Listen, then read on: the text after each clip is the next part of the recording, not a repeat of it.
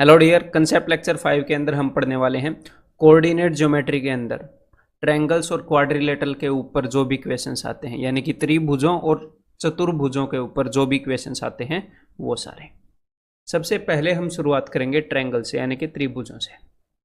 तो भाई सबसे पहली प्रकार के जो क्वेश्चन आते हैं ट्रायंगल के ऊपर वो आते हैं, एग्जामिनर आपसे पूछ लेता है, ट्रायंगल के बारे में इंफॉर्मेशन देता है और फिर आपसे पूछ लेता है कि ये ट्रायंगल जो है वो किस तरह की है। तो सबसे पहले तो आपको ये पता होना चाहिए कि भाई ट्रायंगल किस किस टाइप्स की होती हैं। तो वो मैंने आपको ज्योमेट्री के अंदर बताया है। ट्रायंगल को हम दो चीज़ों के बेस पर क्लासीफाई कर सकते हैं, एक तो उनकी साइड्स की लेंथ क्या है और दूसरे उनके एंगल्स की मेजरमेंट क्या है, इस चीज़ के ऊपर बेस्ड। जैसे कि साइड के ऊपर बेस्ड आप करोगे तो एक तो हो गई स्केलन ट्रायंगल, यानी कि विषम बाहु जिसकी तीनों साइड्स की लेंथ अलग अलग है। देन उसके बाद हो गई आइसोस्केलस, यानी कि समद्वि बाहु जिसकी दो साइड्स की लेंथ बराबर है। और तीसरी हो गई जी इक्विलेटरल, यानी कि जिसकी तीनों साइड्स की लेंथ बराबर है, समबाहु। देन एंगल के ऊपर बेस्ड, अगर ट्रायंगल के तीनों एंगल्स 90 डिग्री से छोटे हैं तो then that will be acute angled triangle, ठीक है, यानी कि कम कोण की त्रिभुज। देन अगर सारे एंगल या फिर न्यून कोण त्रिभुज, इसको बोलेंगे एक्यूट को हिंदी में।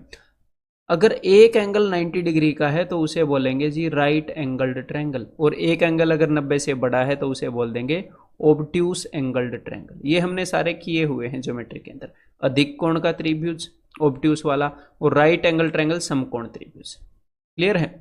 तो हमें इन सारी चीज़ों का पता कैसे चलेगा कि भाई किस टाइप की ट्रायंगल है। देखो एग्जामिनर हमें क्या बताएगा, एग्जामिनर हमें ट्रायंगल के वर्टिसेस बता देगा कोऑर्डिनेट ज्योमेट्री के अंदर। कि मान लो ये ट्रायंगल है तो एग्जामिनर हमें बता देगा कि भाई किसी ट्रायंगल के तीनों जो वर्टिसेस हैं, जो तीनों शीर्ष हैं, उनके कोऑर्डिनेट्स क्या हैं। मान लो इसके उसने बता दिया भाई 3 2 5 7। मैं वैसे ही एग्जाम्पल ले रहा हूँ, हो सकता है ट्रायंगल बने ना बने, बस मैं वैसे ही एग्जाम्पल ले रहा हूँ कि भाई 4 -1 ऐसे करके। तो फिर हम कैसे बता पाएंगे कि किस तरह की ट्रायंगल है। सबसे पहले मैं आपको ये बता दूं, ठीक है। तो देखो जरा ध्यान से, जब हमें किसी भी ट्रायंगल के तीनों वर्टिसेस के कोऑर्डिनेट्स पता लग गए तो हम क्या बता सकते हैं। डिस्टेंस फॉर्मूला से आप क्या बता सकते हो, ये बताओ जरा। मुझे इस पॉइंट के कोऑर्डिनेट पता है, मुझे इस पॉइंट के कोऑर्डिनेट पता है, तो क्या मैं इस साइड की लेंथ बता सकता हूँ जरा डिस्टेंस फॉर्मूला से? जी वाकई बता सकता हूँ इस साइड की लेंथ। क्या मैं इस साइड की लेंथ बता सकता हूँ? जी हाँ बता सकता हूँ। और क्या मैं इस साइड की लेंथ बता सकता हूँ? जी हाँ बता सकता हूँ। मैं तीनों साइड्स की लंबाइयाँ बता सकता हूँ डिस्टेंस फॉर्मूले को यूज करके, अगर मुझे तीनों पॉइंट्स के कोऑर्डिनेट पता है तो। दो पॉइंट्स के बीच में डिस्टेंस का फॉर्मूला हमें पता है, डिस्टेंस फॉर्मूला। क्लियर है? तो देखो मान लो तीनों साइड्स की लेंथ है ए बी और सी रिस्पेक्टिवली, मान लो हमने ये निकाल ली है। तो सबसे पहली बात कि ट्रायंगल स्केलन है, आइसोस्केलस है या इक्विलेटरल है, ये तो देखते ही पता लग जाएगा कि भाई तीनों साइड इक्वल हैं या दो इक्वल हैं, एक भी इक्वल नहीं है, ये तो देखते ही पता चल गया। तो इसका तो खेल हो गया जी खल्लास। साइड्स के ऊपर बेस्ड क्लासिफिकेशन है कि किस तरह की ट्रायंगल है, हम कैसे बताएंगे। देन उसके बाद हम कैसे बताएंगे कि भाई एक्यूट एंगल्ड ट्रायंगल है या राइट एंगल्ड ट्रायंगल है या ऑब्ट्यूस एंगल्ड ट्रायंगल है। तो देखो बिल्कुल सिंपल सी बात है, मैंने आपको पाइथागोरस की इनइक्वालिटीज करवाई थी। कैसे? देखो जब आप किसी भी ट्रायंगल की तीनों साइड्स की लेंथ निकालोगे तो आपको पता चल जाएगा कि सबसे बड़ी साइड ये है। तीनों साइड की लेंथ हमें पता है तो सबसे बड़ी साइड ये है, और सबसे बड़ी साइड के सामने वाला एंगल ही सबसे बड़ा होता है। तो मैंने मान लिया आपको समझाने के लिए यहाँ पर कि सबसे बड़ी साइड यहाँ पर ए है और सबसे बड़ा एंगल एंगल ए है। क्लियर है? तो देखो पाइथागोरस थ्योरम जब आप लगाते हो उसी के रिलेशन में मैंने आपको ये इनइक्वालिटी करवाई है, पहले एक बार रिवाइज करवा देता हूँ। अगर यहाँ पर मैं बिगेस्ट साइड लिखूँ, ये देखो ऐसे ही लिख देता हूँ कि अगर बिगेस्ट साइड का स्क्वायर हम करें एक तरफ और दूसरी तरफ वो अदर टू साइड का, यानी कि साइड 1 का स्क्वायर प्लस बाकी दो साइड के स्क्वायर का सम, ठीक है। तो एक तरफ है जो हमारी ट्रायंगल की सबसे बड़ी साइड है उसका स्क्वायर, और दूसरी तरफ है बाकी जो दो साइड्स हैं उनका स्क्वायर का सम। तो अगर अगर बिगेस्ट साइड का स्क्वायर बड़ा है, अगर बिगेस्ट साइड का स्क्वायर बड़ा है उससे, तो इसका मतलब जो बिगेस्ट एंगल है दैट इज ग्रेटर देन 90। क्योंकि आपको यह बात पता है कि अगर किसी साइड का स्क्वायर बराबर है बाकी साइड के स्क्वायर के सम के, तो जो बिगेस्ट एंगल है वो 90 डिग्री का है, यानी कि ट्रायंगल जो है वो 90 डिग्री की, मतलब राइट एंगल ट्रायंगल है। राइट एंगल ट्रायंगल के अंदर ही पाइथागोरस थ्योरम फॉलो होता है ना। तो आपको पता है अगर किसी साइड का स्क्वायर बाकी दो साइड के स्क्वायर के सम के बराबर होएगा, मतलब राइट एंगल ट्रायंगल है, क्योंकि पाइथागोरस थ्योरम फॉलो हो रहा है। तो मैं आपको क्या बता रहा हूं, पहले भी ऐसे ही बताया था कि अगर बिगेस्ट साइड का स्क्वायर बड़ा है तो इसका मतलब सबसे बड़े वाला एंगल, मतलब एंगल भी 90 से बड़ा है। अगर बराबर है तो सबसे बड़े वाला एंगल भी 90 के बराबर है। और अगर सबसे बड़ी वाली साइड का स्क्वायर बाकी दो साइड्स के स्क्वायर के सम से छोटा है, तो इसका मतलब एंगल भी 90 से छोटा है। तो आप क्या करोगे, आप तीनों साइड्स की लेंथ निकाल लोगे। आप ये देख लोगे कि सबसे बड़ी साइड की लेंथ का स्क्वायर बाकी दो साइड की स्क्वायर, बाकी दो साइड की लेंथ के स्क्वायर के सम से छोटा है, तो एक्यूट एंगल ट्रायंगल है भाई। क्योंकि सबसे बड़ा एंगल ही जब 90 से छोटा हो गया, सबसे बड़ा एंगल ही 90 से छोटा हो गया, तो सारे एंगल 90 से छोटे हो गए, तो एक्यूट एंगल ट्रायंगल होगी। अगर सबसे बड़ा एंगल 90 के बराबर हो गया तो राइट एंगल ट्रायंगल होगी। अगर सबसे बड़ा एंगल 90 से बड़ा हो गया तो यानी कि ऑब्ट्यूस एंगल, अधिक कोण की त्रिभुज होगी। तो समझ में आ गई बात। ये खेल है, ये पहले भी बता दिया था, अब कोऑर्डिनेट ज्योमेट्री में एक बार रिवाइज करवा दिया। अब आगे इसको अप्लाई कर लेते हैं कुछ क्वेश्चंस के ऊपर, ठीक है। उसके बाद आप एक्सरसाइज के अंदर जो क्वेश्चंस है उनके ऊपर अप्लाई करिएगा। तो भाई सबसे पहला क्वेश्चन आपके सामने, एक बार इसके ऊपर अप्लाई करो जा। Let the vertices of a triangle be this then the triangle is. तो देखो बिल्कुल सिंपल सा काम है। मान लो ये ट्रायंगल है और इसके वर्टिसेस हैं, और किसी भी ऑर्डर में आप लिख सकते हो, 4 3, ट्रायंगल के अंदर किसी भी ऑर्डर में लिख दो, कोई फर्क नहीं पड़ता, 9 3। तो एक बार ट्रायंगल की तीनों साइड्स की लंबाइयां देख लेते हैं जरा। डिस्टेंस फॉर्मूला यूज करेंगे, आपको पता होना चाहिए। डिस्टेंस फॉर्मूला मतलब कि अगर दो पॉइंट्स के कोऑर्डिनेट दे रखे हैं तो उनके बीच का डिस्टेंस क्या होता है, under root y2 minus y1 square plus x2 minus x1 square. आपको अच्छे से बता चुका हूँ। तो देखो 3 और 3 में कोई फर्क नहीं है, 9 और 3 में फर्क है 5, 5 का स्क्वायर 25, यानी कि अंडर रूट 25, यानी कि ये क्या हो जाएगा जी 5। और मैं क्या करता हूँ, मैं 5 नहीं निकालता, मैं 25 ही रखता हूँ। मुझे पता है कि इनको अंडर रूट करना है, मैं स्क्वायर ही रखता हूँ, बिना वजह स्क्वायर रूट क्या करूँ, सभी का स्क्वायर रूट क्यों करें, ऐसे ही देख लो, उससे भी लेंथ का पता चल जाएगा। देन 3 और 1 के बीच में डिफरेंस है जी 4, 4 का स्क्वायर 16, 7 और 4 के बीच में डिफरेंस है जी 9, तो ये हो गया जी 25, यानी कि अंडर रूट 25, ठीक है। देन यहाँ पे 3 और 1 के बीच में फर्क है जी 4 का, यानी कि 4 का स्क्वायर 16, मैं यही फॉर्मूला लगा रहा हूँ। देन 9 और 7 के बीच में है जी फर्क 2 का, यानी कि 2 का स्क्वायर 4, यानी कि अंडर रूट 20। क्लियर है। अब देखो साफ साफ दिख रहा है कि दो साइडों की लंबाई जो है वो बराबर है, तो यानी कि ट्रायंगल कैसी है, यानी कि ये एक आइसोस्केलस ट्रायंगल है, समद्विबाहु ट्रायंगल है जिसकी दो भुजाएं बराबर है। क्लियर है। तो यानी कि हमने सिर्फ डिस्टेंस फॉर्मूला लगाना है। एक बार इसी नॉलेज को जरा इस क्वेश्चन पर यूज करो जरा। Let the vertices of a triangle ABC be these then the triangle is what. चलो भाई ट्रायंगल बना लेते हैं।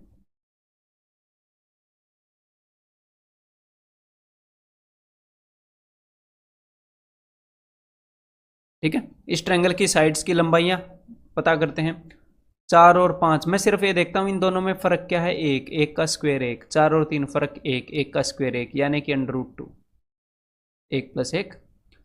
देन 5, 5 यानी कि अंडर रूट 50, 4 और माइनस 1 में 5 का फर्क, 5 का स्क्वायर 25, 4 और 1 माइनस 1 में, 4 और माइनस 1 में 5 का फर्क, 5 का स्क्वायर 25, 25 25 50, 5 और 1 में 6 का फर्क यानी कि 36, 3 और 1 में 4 का फर्क यानी कि 16, तो ये क्या हो जाएगा, ये हो जाएगा भाई अंडर रूट 52। क्लियर है। अब देखिएगा, अब हमें क्या बतानी है, देखो इसकी एक भी भुजा, मतलब कि कोई भी दो भुजा भी बराबर नहीं है, तीनों भुजाओं की लेंथ जो है वो अलग अलग है। तो आप यहां पर मार्क कर सकते हैं कि ये एक स्केलन ट्रायंगल है। लेकिन देखो ये एक स्केलन ट्रायंगल है जो कि बिल्कुल ट्रू है, लेकिन इससे ज़्यादा सही यहाँ पर एक आंसर है। आपके एग्जाम में क्या होता है कि जो मोस्ट अप्रोप्रिएट आंसर है उसे हमने मार्क करना होता है। अगर इस केस की मैं बात करूँ, ये स्केलन है, इक्विलेटरल नहीं है, लेकिन अगर आप ध्यान से देखो कि मेरे भाई, अगर मैं इसका स्क्वायर कर दूं तो ये 50 आएगा, इसका स्क्वायर कर दूं तो 2 आएगा, अंडर रूट ही तो है, हमें सीधा सीधा दिख रहा है, इसका स्क्वायर जो वो 52 है। तो आपको पता लग रहा है कुछ, दो साइड के स्क्वायर को जोड़ने से तीसरी साइड के स्क्वायर के बराबर आ रहा है सम उन दोनों का, यानी कि पाइथागोरस थ्योरम फॉलो हो रहा है भाई, यानी कि ये एक राइट एंगल ट्रायंगल है। और यहां पर मोर अप्रोप्रिएट कौन सा आंसर होएगा, वो ऑप्शन सी, समकोण त्रिभुज, ये वाला ऑप्शन ठीक रहेगा। ठीक है, देन एक बार इस क्वेश्चन को करिएगा जरा। Let the vertices of a triangle A B C be these, then the triangle is what. तो चलिए भाई एक बार इसको भी देखते हैं। तो ट्रायंगल की साइड्स की लेंथ से ही हमें पता लग जाता है, किसी भी तरह की ट्रायंगल हो हम एग्जैक्टली बता सकते हैं भाई कैसी ट्रायंगल है, और ये कोई बड़ी बात नहीं है, बिल्कुल बेसिक सी बात है। 7 9 3 -7 और -3 3, तो भाई इसकी साइड्स की लेंथ निकालते हैं। तो 16 का स्क्वायर क्या हो गया 256 प्लस 4 का स्क्वायर 16, यानी कि अंडर रूट 272। ठीक है, देन यहाँ पर 6 का स्क्वायर 36 प्लस 100, यानी कि अंडर रूट 136। बस मैं डिस्टेंस फॉर्मूला लगा रहा हूँ, अब इन दोनों के बीच में डिस्टेंस निकालूंगा। 7 मतलब -7 और 3, ये देख के पता लग रहा है, बोलने से मेरे होठ जो है, मेरा मुंह जो है वो स्लो है कि भाई 10 का स्क्वायर 100 और 36 136 अंडर रूट 136। ठीक है, तो अब यहां पर भी आपको सीधा सीधा दिख रहा है कि एक तो ये आइसोस्केलस ट्रायंगल है भाई, अंडर रूट 136 अंडर रूट 136, तो आप ऑप्शन सी पर लगा सकते हो है। लेकिन देखिए जरा कि अगर मैं इसका स्क्वायर कर दूं तो 136 बनेगा, इसका स्क्वायर कर दूं तो 136 बनेगा, और इन दोनों का सम किसके बराबर है, अगर मैं इसका स्क्वायर कर दूं तो 272 बनेगा। तो ये तो सीधा सीधा दिख रहा है ना, 136 प्लस 136 272, यानी कि दो साइड्स का अगर मैं स्क्वायर करके सम करूं तो वो तीसरी साइड के स्क्वायर के बराबर है, यानी कि पाइथागोरस थ्योरम फॉलो हो रहा है, यानी कि राइट एंगल ट्रायंगल भी है, समकोण त्रिभुज भी है, समद्वि बाहु भी है। तो यानी कि option A plus option C दोनों होंगे answer, means option D answer होएगा, A and C, A and C. Clear है, तो इस क्वेश्चन में आंसर क्या हो जाएगा, ऑप्शन डी। देन एक बार ये क्वेश्चन और बताओ जरा, in which one of the following conditions straight line ax plus by plus c is equal to 0 will form a isosceles triangle with the axis। Axis के साथ आइसोस्केलस ट्रायंगल कैसे बन सकती है, पहले तो आपको ये समझ में आना चाहिए। तो सबसे पहले एक बार एक्सिस बना लेते हैं। ये लो भाई, एक्स एक्सिस और वाई एक्सिस दोनों तैयार हैं आपकी सेवा में। ये लो, तो कोई भी लाइन एक्सिस के साथ आइसोस्केलस ट्रायंगल कैसे बना सकती है, देखो अगर वो लाइन ऐसे है, बिकॉज ये जो एंगल है ये 90 डिग्री का है, तो अगर वो लाइन ऐसे है तो देखो ये वाली साइड और ये वाली साइड बराबर नहीं हो सकती। 90 डिग्री के सामने जो साइड होती है वो हाइपोटेन्यूज होती है, कर्ण होती है, वो सबसे लंबी होगी। तो ये वाली साइड और ये वाली साइड बराबर हो सकती है। अगर वो लाइन ऐसे है और ये दोनों इंटरसेप्ट बराबर हैं तो वो एक आइसोस्केलस ट्रायंगल बना लेगी। या फिर लाइन को ऐसे होना जरूरी नहीं है, लाइन ऐसे भी हो सकती है भाई, ये लो ऐसे भी हो सकती है, ये दोनों साइडें बराबर हैं और लाइन ऐसे है। ऐसे होना भी जरूरी नहीं है, लाइन ऐसे भी हो सकती है ये वाली, या फिर लाइन ऐसे भी हो सकती है ना। मतलब कि ये चार तरीके से किसी भी क्वाड्रेंट में जो कोई भी लाइन है वो किसी भी क्वाड्रेंट में आइसोस्केलस ट्रायंगल बना सकती है। लेकिन कंडीशन क्या है, कंडीशन ये है कि जो एक्स इंटरसेप्ट है और वाई इंटरसेप्ट है ये दोनों बराबर होने चाहिए। तो देखो आपको कंफ्यूज होने की जरूरत नहीं है, मैंने आपको सारी कंडीशंस बता दी, कंफ्यूज होने की जरूरत नहीं है। आप सिर्फ ये एक कंडीशन लेकर चलो कि मान लो लाइन ऐसे है, ठीक है, और जो एक्स इंटरसेप्ट है और जो वाई इंटरसेप्ट है वो ऐसे है। तो अब देखिएगा, अगर लाइन ऐसे है तो एक्स इंटरसेप्ट और वाई इंटरसेप्ट दोनों बराबर हैं, तभी तो आइसोस्केलस बनेगी, यानी ये वाली साइड और ये वाली साइड दोनों बराबर हैं, ये दोनों इंटरसेप्ट यानी कि प्रतिच्छेद होते हैं। तो लाइन की इक्वेशन ये है और एक्स इंटरसेप्ट और वाई इंटरसेप्ट बराबर हैं, तो मैं उन दोनों को इक्वेट कर रहा हूं एक बार। तो एक्स इंटरसेप्ट की वैल्यू कैसे निकलती है मेरे भाई? एक्स इंटरसेप्ट की वैल्यू निकलती है जब आप वाई को जीरो के इक्वल पुट कर देते हैं। तो मैं इस इक्वेशन में एक बार वाई को जीरो पुट कर दूं तो ये जीरो हो जाएगा, तो एक्स की वैल्यू आ जाएगी -c/a। ठीक है, सी उधर जाएगा, ए नीचे जाएगा। ऐसे ही यानी कि एक्स इंटरसेप्ट की वैल्यू हो जाएगी -c/a, जो ये लाइन काटेगी। ऐसे ही वाई इंटरसेप्ट की वैल्यू कब निकलती है, कब मिलती है हमें, कैसे मिल जाती है? अगर मैं एक्स की वैल्यू जीरो कर दूं, तो एक्स की वैल्यू जीरो कर दूंगा तो ये टर्म जीरो हो जाएगा, तो y की वैल्यू हो जाएगी जी -c/b। और x और y इंटरसेप्ट दोनों बराबर हैं इस लाइन के, यानी कि -c/a इक्वल टू -c/b, यानी कि माइनस से माइनस गया, यानी कि c से c गया, means 1/a equal to 1/b, means a equal to b, मतलब a और b बराबर हैं। इस लाइन में a और b बराबर होने चाहिए मेरे भाई, a और b बराबर हैं, ये वाला आंसर होएगा। a इक्वल टू सी नहीं, b इक्वल टू सी, ये उसने वैसे ही ले रखी है या कोई नहीं, तो आंसर क्या होगा? Option A. अब आपको लगेगा कि हमें तो मिला a बराबर है b, लेकिन यहां पर ये मॉड्यूलस क्यों बना रखा है, ये दो डंडे क्यों बना रखे हैं? इन दो डंडों का क्या मतलब है? मॉड्यूलस, मतलब कि इनके अंदर जो भी चीज आती है सिर्फ उसकी वैल्यू कंसीडर होती है। -5 है तो भी हम 5 कंसीडर करते हैं, मॉड्यूलस -5 मीन्स 5, वो पॉजिटिव होकर ही बाहर निकलती है। तो ये मॉड्यूलस क्यों लगा हुआ है ये भी मैं आपको बता दूं। देखो यहां पर मान लो इस इंटरसेप्ट की जो लेंथ है वो 3 है और y इंटरसेप्ट की लेंथ भी 3 है। अगर ये लाइन ऐसे बनती जैसे मैंने आपको बताया था कि ऐसे भी हो सकती है, तो यहां पर x एक्सिस का इंटरसेप्ट क्या हो जाएगा? -3। तो भाई यहां पर इस ओरिजिन के रिलेशन में ये पॉइंट इस साइड है, ओरिजिन के रिलेशन में पॉइंट 3 यूनिट दूर है, ये -3 यूनिट दूर नहीं है। ये मत सोचना है कि ये पॉइंट डिस्टेंस कभी भी नेगेटिव में नहीं हो सकता कि ये पॉइंट -3 किलोमीटर दूर है। आपको कहाँ जाना है? -3 किलोमीटर है, ऑटो वाले से रुपये ले और लो देने के बजाय कि -3 किलोमीटर। तो ये जो ओरिजिन से लेफ्ट डायरेक्शन दिखाने के लिए माइनस साइन लगाया गया है। तो एक्चुअल में ट्रायंगल को अगर आइसोस्केलेस बनाना है तो यहां पर x इंटरसेप्ट -3 है, एक्चुअल में डिस्टेंस 3 यूनिट ही है ना, तो यहां पर 3 है, ये -3 है। अगर ऐसे ट्रायंगल बनेगी तो ये -3 है, ये भी -3 है, ये 3 है, ये -3 है।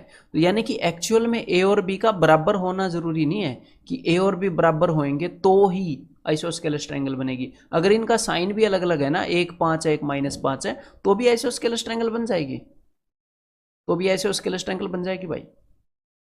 फर्स्ट क्वाड्रेंट में नहीं बनेगी तो इस क्वाड्रेंट में बन जाएगी, कभी कभी इस क्वाड्रेंट में बन जाएगी। हाँ, बस इनकी जो मैग्नीट्यूड है, मात्रा है कि भाई एग्जैक्ट जो लंबाई है वो बराबर होनी चाहिए। समझ में आ गई बात? 5 मतलब -5 और 5 ये चल जाएगा, आइसोस्केलेस ही तो बनी है ट्रायंगल, ये दोनों बराबर हैं। तो 5 और -5 इन दो चीजों का बराबर होना जरूरी नहीं है कि भाई एक 5 है तो दूसरी भी 5 होगी, दूसरी -5 हो सकती है। समझ में आ गई बात? ये थोड़ा कंफ्यूजिंग हो सकता है स्टूडेंट के लिए, इसलिए डिटेल में बता रहा हूं। देन एक बार ये और बताओ जरा, कोशिश करो ये बताने की। If 2 vertices of an equilateral triangle are these, find the coordinates of the third vertex। तो भाई कोई इक्विलेटरल ट्रायंगल है, कोई समबाहु त्रिभुज है, उसके 2 वर्टिसेस पता है, तीसरा बताना है, तो कोई बड़ी बात नहीं है। देखो भाई ट्राई करते हैं, पहले एक बार खुद अच्छे से ट्राई कर लेना। अगर आपको मान लो आपने थोड़ी सी देर ट्राई किया, कभी कभी स्टूडेंट ऐसा करते हैं, मुझे पता है, थोड़ी देर ट्राई किया, आगे सॉल्यूशन है, भाई मन को शांति नहीं मिल रही, तुरंत देख लिया। ऐसे मत करो भाई, हाथ पैर मारो पूरे मस्त तसल्ली से, हैं, और फिर देखो सॉल्यूशन, फिर मजा आएगा। आंसर की तरफ मत बढ़ो जल्दबाजी से, सीखो चीजों को। तो चलिए करते हैं। तो भाई जो 2 वर्टिसेस हैं ट्रायंगल के वो हैं 1 and 1, -1 and -1, और हमें एक तीसरा वर्टेक्स निकालना है, तो उसका मैंने मान लिया कोऑर्डिनेट्स x और y। तो ये एक इक्विलेटरल ट्रायंगल है। इक्विलेटरल ट्रायंगल की खासियत क्या है कि तीनों साइड्स की लंबाई बराबर होगी। तो हमें इक्विलेटरल ट्रायंगल की एक साइड की लंबाई तो पता ही है ना, डिस्टेंस फॉर्मूला लगाओ, तो अभी लगा देते हैं। तो डिस्टेंस फॉर्मूला लगाऊंगा तो √1 - -1 यानी कि 2 का स्क्वायर 4, 2 का स्क्वायर 4, तो ये आ गया जी √8। तो यानी कि इस साइड की लंबाई भी √8, इस साइड की लंबाई भी √8, बिकॉज इक्विलेटरल ट्रायंगल है। तो अब मेरे भाई आप यहां पर फॉर्मूला लगा सकते हो कि नहीं, डिस्टेंस का फॉर्मूला? जी हाँ बिल्कुल लगा सकते हैं। तो एक बार यहां पर लगाओ जरा डिस्टेंस फॉर्मूला। तो अब मैं डिस्टेंस फॉर्मूला लगा रहा हूं, y minus one under root y minus one का square plus x minus one का स्क्वायर। ये हो जाएगी इस लाइन की लंबाई। तो इसकी लंबाई कितनी है? इसकी लंबाई है मेरे भाई √8, मतलब √8 का स्क्वायर, दैट इज √8। तो अब मैं इसको स्क्वायर करूंगा, ये लो भाई दोनों तरफ, ताकि अंडर रूट हट जाए। तो डायरेक्टली भी हम स्क्वायर कर सकते हैं, तो मैंने आपको दिखाया है डायरेक्टली हम ऐसे लिख सकते हैं। या फिर मैं डायरेक्टली कैसे लिखता, मैं डायरेक्टली ऐसे नहीं लिखता एग्जाम में, मैं सीधा इसको सोल्व करके ही लिखता एग्जाम में, मुझे लिखना होता। तो y माइनस वन का स्क्वायर मैं लिखता y square minus 2y plus 1 plus x square minus 2x plus 1 is equal to 8। समझ रहे हो? जो चीज़ मैंने लिखी थी उसको ऐसे लिख लेंगे। इस वाली लाइन की इक्वेशन हमने लिख ली। देन अब हम इस वाली लाइन की इक्वेशन लिख लेते हैं भाई जरा। तो y माइनस माइनस वन यानी कि y प्लस वन बन जाएगा। डिस्टेंस फॉर्मूला लगा रहा हूं, ठीक है, दोनों पॉइंट के बीच में डिस्टेंस निकाल रहा हूं। x माइनस माइनस वन यानी कि x प्लस वन का square is equal to under root. तो अंडर रूट से अंडर रूट गया, ठीक है, दोनों तरफ मतलब हमने स्क्वायर कर दिया। तो फिर से इसको सोल्व ही कर लेते हैं, डायरेक्टली ही इसको वैसे लिख लेना चाहिए था हमने। कैसे? y square plus 2y plus 1 plus x square plus 2x plus 1 is equal to 8। अब आप जरा इनको ध्यान से देखिएगा, अगर आप इन दोनों को जोड़ देंगे, if you will add these two equations, तो minus 2y plus 2y minus 2x plus 2x ये दोनों कट जाएंगे। तो क्या बचेगा? तो हमारे पास बचेगा 2x स्क्वायर, इन दोनों को जोड़ने पर 2x square plus 2y square, इस साइड एक और एक दो, एक और एक दो, दो और दो 4 प्लस 4 इज इक्वल टू 16। 4 उस साइड जाएगा तो भाई 16 में से 4 गए 12, और 2 से डिवाइड कर दोगे इसको तो इज इक्वल टू 6। दोनों को जोड़ने पर हमें ये मिला है। तो आपको पता चला था कि भाई जोड़ने पर 2y ये कैंसिल आउट हो जाएगा, लेकिन घटाने पर भी कुछ ना कुछ कैंसिल हो रहा है।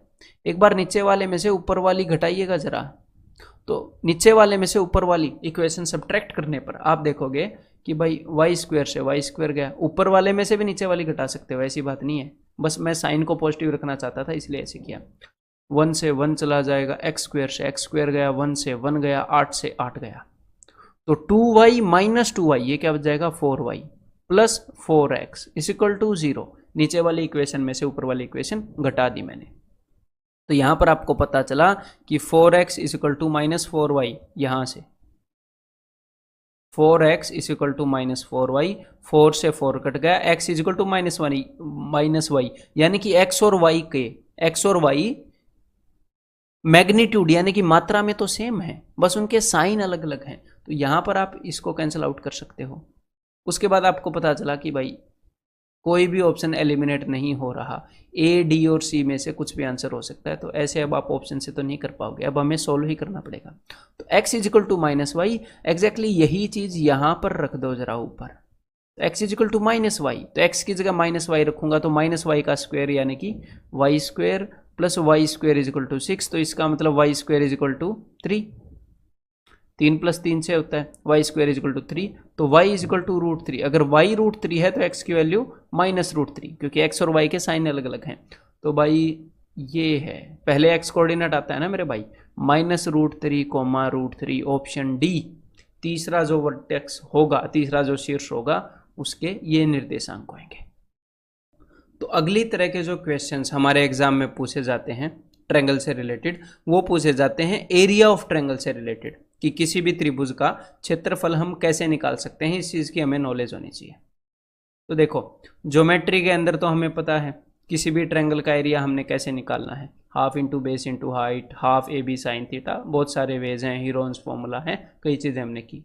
लेकिन यहाँ पर क्या होएगा, यहाँ पर हमें किसी भी ट्रायंगल के कोऑर्डिनेट्स गिवन होंगे।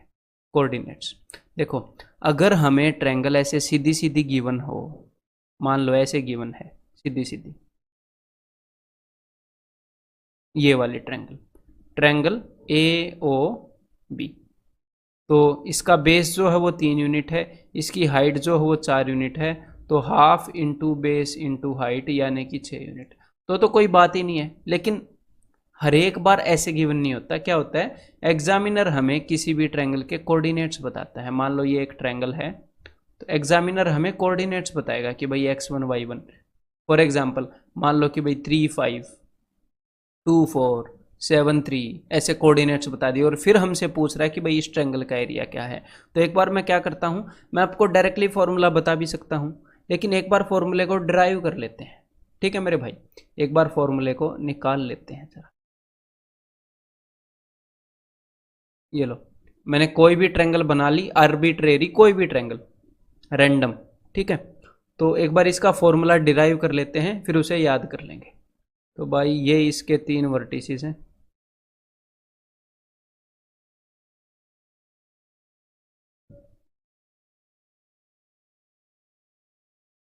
तो अब कंसंट्रेशन रखना है यार, मजा आएगा डिराइव करने में, कंसंट्रेशन रखिएगा।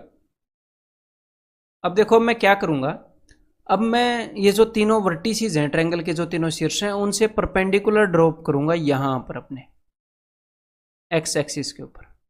ये लो भाई,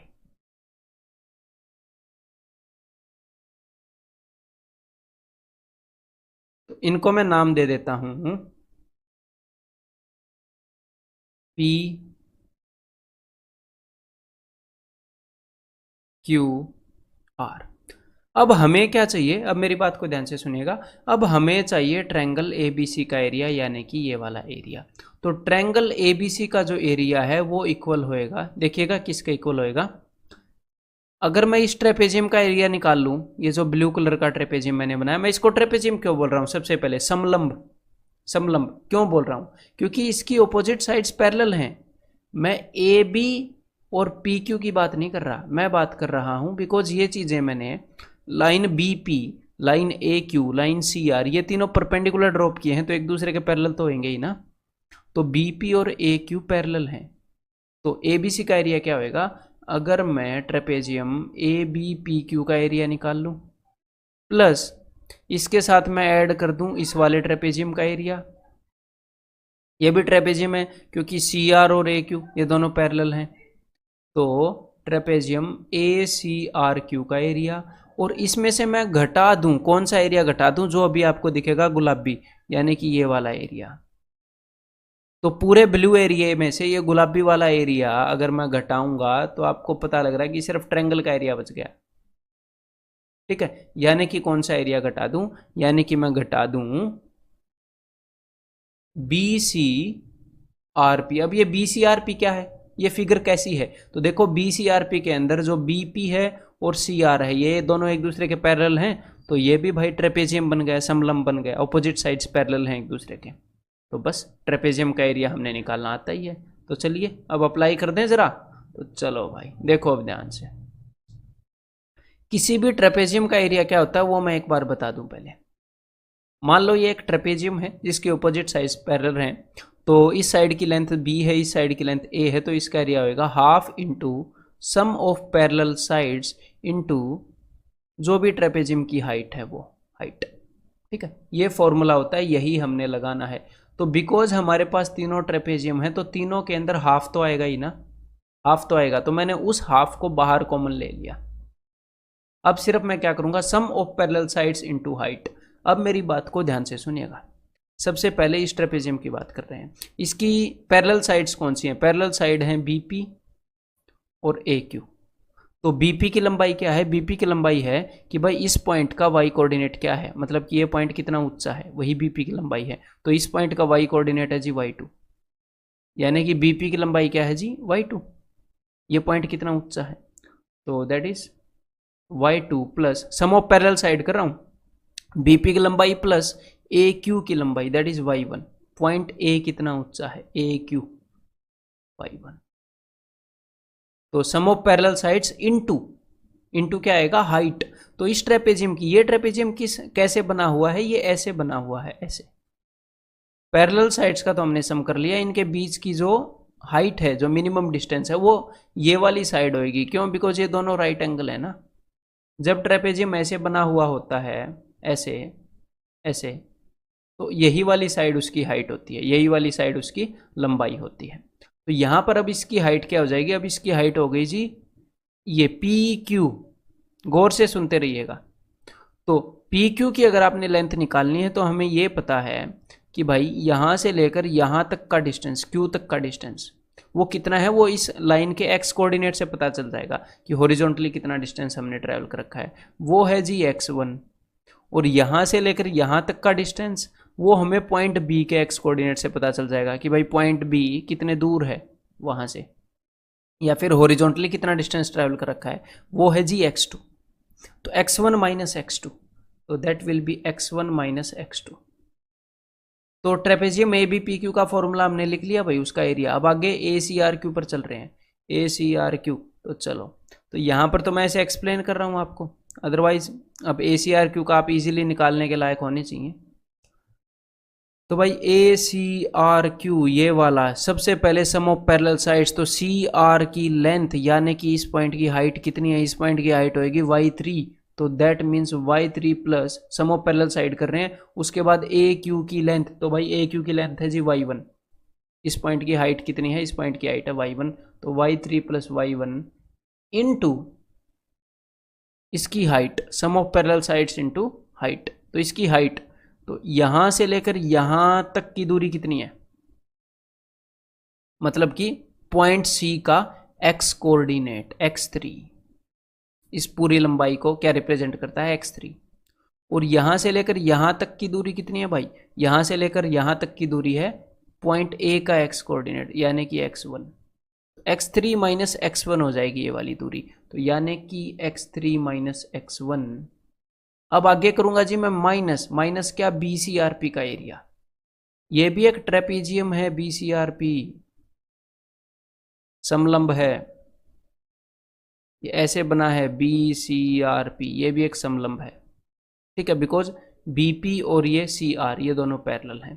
तो अब सम ऑफ पैरेलल साइड्स यानी कि BP प्लस CR, ये दोनों मैं पहले बता चुका हूं, BP की लंबाई है जी y2 प्लस CR की लंबाई है जी y3 इनटू इन दोनों की हाइट, मतलब कि इन दोनों के बीच में डिस्टेंस कितना है, इस ट्रेपेजियम की हाइट। चलो भाई, यहां से यहां तक का डिस्टेंस कितना है भाई, जनाब बताइएगा जरा, इस पॉइंट का एक्स कोऑर्डिनेट क्या है x3। वैसे ऐसे करने की जरूरत नहीं है, मैं एक्सप्लेन कर रहा हूं यहां पर, ओवर एक्सप्लेन। देन इस पॉइंट का एक्स कोऑर्डिनेट क्या है x2, ये लंबाई x2 है, ये रहा, तो ये लंबाई क्या हो जाएगी x3 minus x2 means x3 minus x2, that's it. और हाँ, आपसे कभी भी एग्जाम के अंदर प्रूफ नहीं पूछा जाएगा, लेकिन फिर भी मैं प्रूफ क्यों करवा रहा हूं, है ना, उसके अंदर कुछ लॉजिक तो होएगा, या तो मैं इंप्रेस करना चाह रहा हूं या कुछ और लॉजिक है। तो मेरे भाई मैं प्रूफ इसलिए करवा रहा हूं कि आपकी अंडरस्टैंडिंग थोड़ी डेवलप हो जाए, कोऑर्डिनेट ज्योमेट्री को लेकर आपकी समझ थोड़ी और डेवलप हो जाएगी, थोड़ी और डीपन हो जाएगी, आपका डर निकल जाएगा, ठीक है, इसको थोड़ा और अच्छे से समझ पाओगे कि ये कोई और दूसरी दुनिया से आई हुई चीज नहीं है, ऐसे अरिथमेटिक की तरह इसको भी हम विजुअलाइज कर सकते हैं। तो चलो अब इसको निकालते हैं भाई, सोल्व कर लेते हैं। अब इसको हाफ बड़ी ब्रैकेट, अब मैं इनको सोल्व कर रहा हूं, देखो पिंक कलर से सोल्व करता हूं। पहले मैं x1 को दोनों से मल्टीप्लाई करूंगा और पहले मैं x कोऑर्डिनेट को ही रखूंगा, ताकि बाद में अगर कुछ चीज़ें कैंसिल आउट हों तो दिक्कत ना हो, पहले y कभी x कभी y ऐसे नहीं करूंगा। तो x1 y2 plus x1 y1, फिर उसके बाद मैं क्या कर रहा हूँ, अब मैं x2 से इन दोनों की गुणा कर रहा हूँ, लेकिन x2 के साथ माइनस है, इस चीज़ का भी ध्यान रखिएगा। तो minus x2 y2 then minus x2 y1, ये वाला खेल ख़त्म। अब आगे बढ़ते हैं, अब मैं x3 को इन दोनों से गुणा कर रहा हूँ, तो plus x3 y3 plus x3 y1। अब मैं माइनस x1 की गुणा कर रहा हूँ, तो माइनस का भी ध्यान रखिएगा, तो minus x1 y3 minus x1 y1। अब आगे बढ़ते हैं भाई, अब मैं x3 की गुणा कर रहा हूँ इन दोनों से, लेकिन यहाँ पर माइनस है, तो जो भी आएगा उसका साइन बदलना पड़ेगा, तो मतलब कि माइनस आएगा, minus x3 y2 minus x3 y3। अब आगे अब मैं गुणा कर रहा हूँ जी माइनस x2 की, और यहाँ पर भी माइनस है, तो माइनस माइनस प्लस हो जाएगा, तो यहाँ पर अब प्लस वाले टर्म आएंगे, तो plus x2 y2 plus x2 y3। Clear है, तो ये हो गया जी। अब जो भी चीज़ें कैंसिल आउट होगी वो देख लेते हैं। तो ये देखिए, पॉजिटिव का x1 y1 और नेगेटिव का x1 y1, नेगेटिव का x2 y2 और पॉजिटिव का x2 y2 कहाँ गया भाई, ये रहा, और पॉजिटिव का x3 y3 और नेगेटिव का x3 y3 कहाँ गया, ये रहा। क्लियर है? तो जो भी चीजें कैंसिल आउट हो गई हैं पॉजिटिव और नेगेटिव की, उनको मैं काट देता हूं, उनको गेम से बाहर कर देते हैं। बाकी जो बचा कुचा सामान है उससे अब काम चलाना पड़ेगा हमें। अब आपके सामने क्या है देखो, अब आपके सामने है हाफ इंटू। अब मैं आपको दो तरीके से फॉर्मूला लिखकर बताऊंगा। देखो, एक तो, या फिर दो तरीके से छोड़ो, वो कोई ज़रूरी नहीं है, मैं आपको एक तरीके से ही लिख के बता देता हूँ, फाइनली जिसका आप यूज़ करोगे। ठीक है, फाइनली जिसका आप यूज़ करोगे। तो देखो, अब मैं x1 को कॉमन ले रहा हूँ भाई, ये x1 है और यहाँ पर x1 है। तो अब मैंने x1 को कॉमन लिया तो अंदर क्या बच जाएगा, y2 माइनस y3। उसके बाद मैं x2 को कॉमन ले रहा हूँ दो टर्म्स के अंदर से, ये x2 है और ये x2 है। तो मैंने x2 को कॉमन लिया, यहाँ पर क्या था, यहाँ पर था y3 और वहाँ पर क्या था माइनस y1। माइनस वाले टर्म को बाद में लिख रहा हूँ। अब मैं x3 को कॉमन ले रहा हूँ, ये देखो ये ट्रायंगल वाला टर्म। तो अब मैंने x3 को कॉमन लिया तो क्या बच गया, y1 माइनस y2, ये लो। तो अब आपके सामने जनाब हाजिर है किसी भी ट्रायंगल के एरिया निकालने का फॉर्मूला, अगर उस ट्रायंगल के कोऑर्डिनेट्स गिवन हो, अगर निर्देशांक गिवन हो तीनों शीर्षों के, तीनों वर्टिसेस के। और इसके अंदर जो पैटर्न है, ताकि आप जिंदगी भर नहीं बोलेंगे, मैं भी 9th के बाद इसको कभी भी नहीं बोला जिस पैटर्न में मैंने याद किया, और उम्मीद करता हूँ कि सभी ऐसे याद करते होंगे जनरली नॉर्मल ह्यूमन बीइंग। तो देखो इसको कैसे लिखूंगा ऊपर। और एक और बात मैं यहाँ पर आपको बताना चाहूँगा, बिकॉज क्या है कि ये जो ट्रायंगल है ये जरूरी नहीं है फर्स्ट क्वाड्रेंट में होगी। मान लो ऐसे कोऑर्डिनेट एक्सिस है, जरूरी नहीं है यहाँ पे होगी, ये यहाँ पर भी हो सकती है, ये ऐसे भी हो सकती है, ये ऐसे भी हो सकती है, कैसे भी हो सकती है। तो कभी कभी जो कोऑर्डिनेट्स हैं उनकी वैल्यू के कारण इसका एरिया ऐसे आ सकता है कि -48 square unit, -24 square unit, -37 square unit, ऐसे आ सकता है। तो किसी भी एरिया जो है वो नेगेटिव में नहीं हो सकता। ये क्यों आ जाता है कभी कभी, बिकॉज ये नेगेटिव वाले कोऑर्डिनेट्स में भी गई हुई है ट्रायंगल, तो इसके साइन को कंसीडर मत करना मेरे भाई। तो इसीलिए क्या होता है, इसीलिए हम इसके ऊपर मॉड्यूलस भी लगाते हैं, मॉड्यूलस ऐसे, ठीक है, ताकि जो भी आए उसका पॉजिटिव ही कंसीडर करिएगा।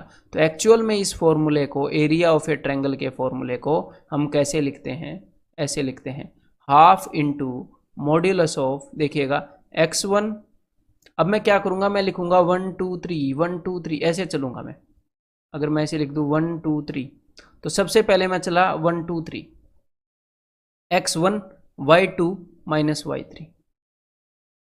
चलो मैं एक बार लिख दूं, फिर मैं आपको पैटर्न बताऊंगा।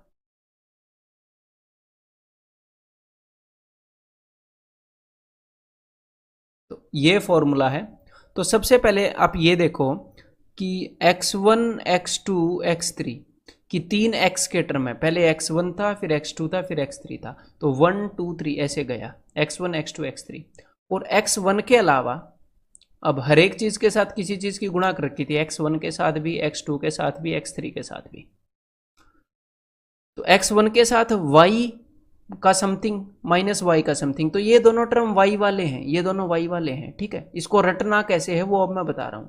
तो देखो मेरे भाई, अब ये y2 आएगा, y3 आएगा, ये क्या आएगा एग्जैक्टली ये आपको कैसे पता चलेगा। देखो 1 2 3, x1 के बाद, 1 के बाद हमेशा 2 आएगा, हमेशा अगला आएगा, और 2 के बाद 3 आएगा। तो पहले x1 आ गया, उसके बाद मुझे पता है y आने हैं, लेकिन y2 में से y3 घटेगा। और अब मुझे पता है यहाँ पर x1 आया था, तो अब क्या आएगा, अब x2 आएगा। तो 2 के बाद क्या आता है, 2 के बाद 3 आता है। अब 3 के बाद क्या आता है, वैसे तो 3 के बाद 4 आता है, लेकिन यहाँ पर सिर्फ 3 ही है ना वर्टिसेस, तो 3 के बाद फिर से 1 आ जाएगा मेरे भाई। क्लियर है, 3 के बाद फिर से 1 आ जाएगा। तो 2 3 1 आ गया, 3 के बाद और कोई चॉइस नहीं है, तो फिर से स्टार्ट हो गए। तो 2 के बाद 3, 3 के बाद 1। अब x2 के बाद x3 आ गया, अब 3 के बाद और कोई चॉइस नहीं है, तो 1 आएगा, और फिर 1 के बाद 2 आएगा। तो ऐसे आप इस फॉर्मूले को रट सकते हो, ठीक है। फॉर्मूला क्लियर है, अप्लाई करने के लिए बिल्कुल तैयार है, गर्मा गर्म। तो चलिए अब क्वेश्चंस करते हैं जरा। Find the area of the triangle whose vertices are these points. तो भाई इस ट्रायंगल का एरिया बताना है। इसके वर्टिसेस हैं 3 4 -4 3 एंड 8 -6। तो क्या है कि जब भी ट्रायंगल का एरिया बताओगे, आपको ऐसे ये जो डायग्राम है ये बनाने की जरूरत नहीं है, लेकिन आपको ये लिखना पड़ेगा x1 y1 x2 y2, या मन ही मन में इसे कंसिडर करना पड़ेगा x2 y2 x3 y3, इनके नाम देने पड़ेंगे क्योंकि फॉर्मूले के अंदर हम इनको ऐसे ही यूज करते हैं। तो या फिर आप डायरेक्टली ऐसे नाम दे सकते हो, इन तीनों पॉइंट्स को लिख के, डायग्राम बनाना जरूरी नहीं है। क्लियर है? ऐसे मैंने नाम दे दिए, ये काफी। तो चलिए भाई एरिया बताते हैं। देखो एरिया हो जाएगा हाफ, अब हो जाएगा जी मॉड्यूलस, यानी कि आपने याद रखना है कि वैल्यू पॉजिटिव ही रहेगी। अब सबसे पहले क्या आएगा x1 यानी कि 3।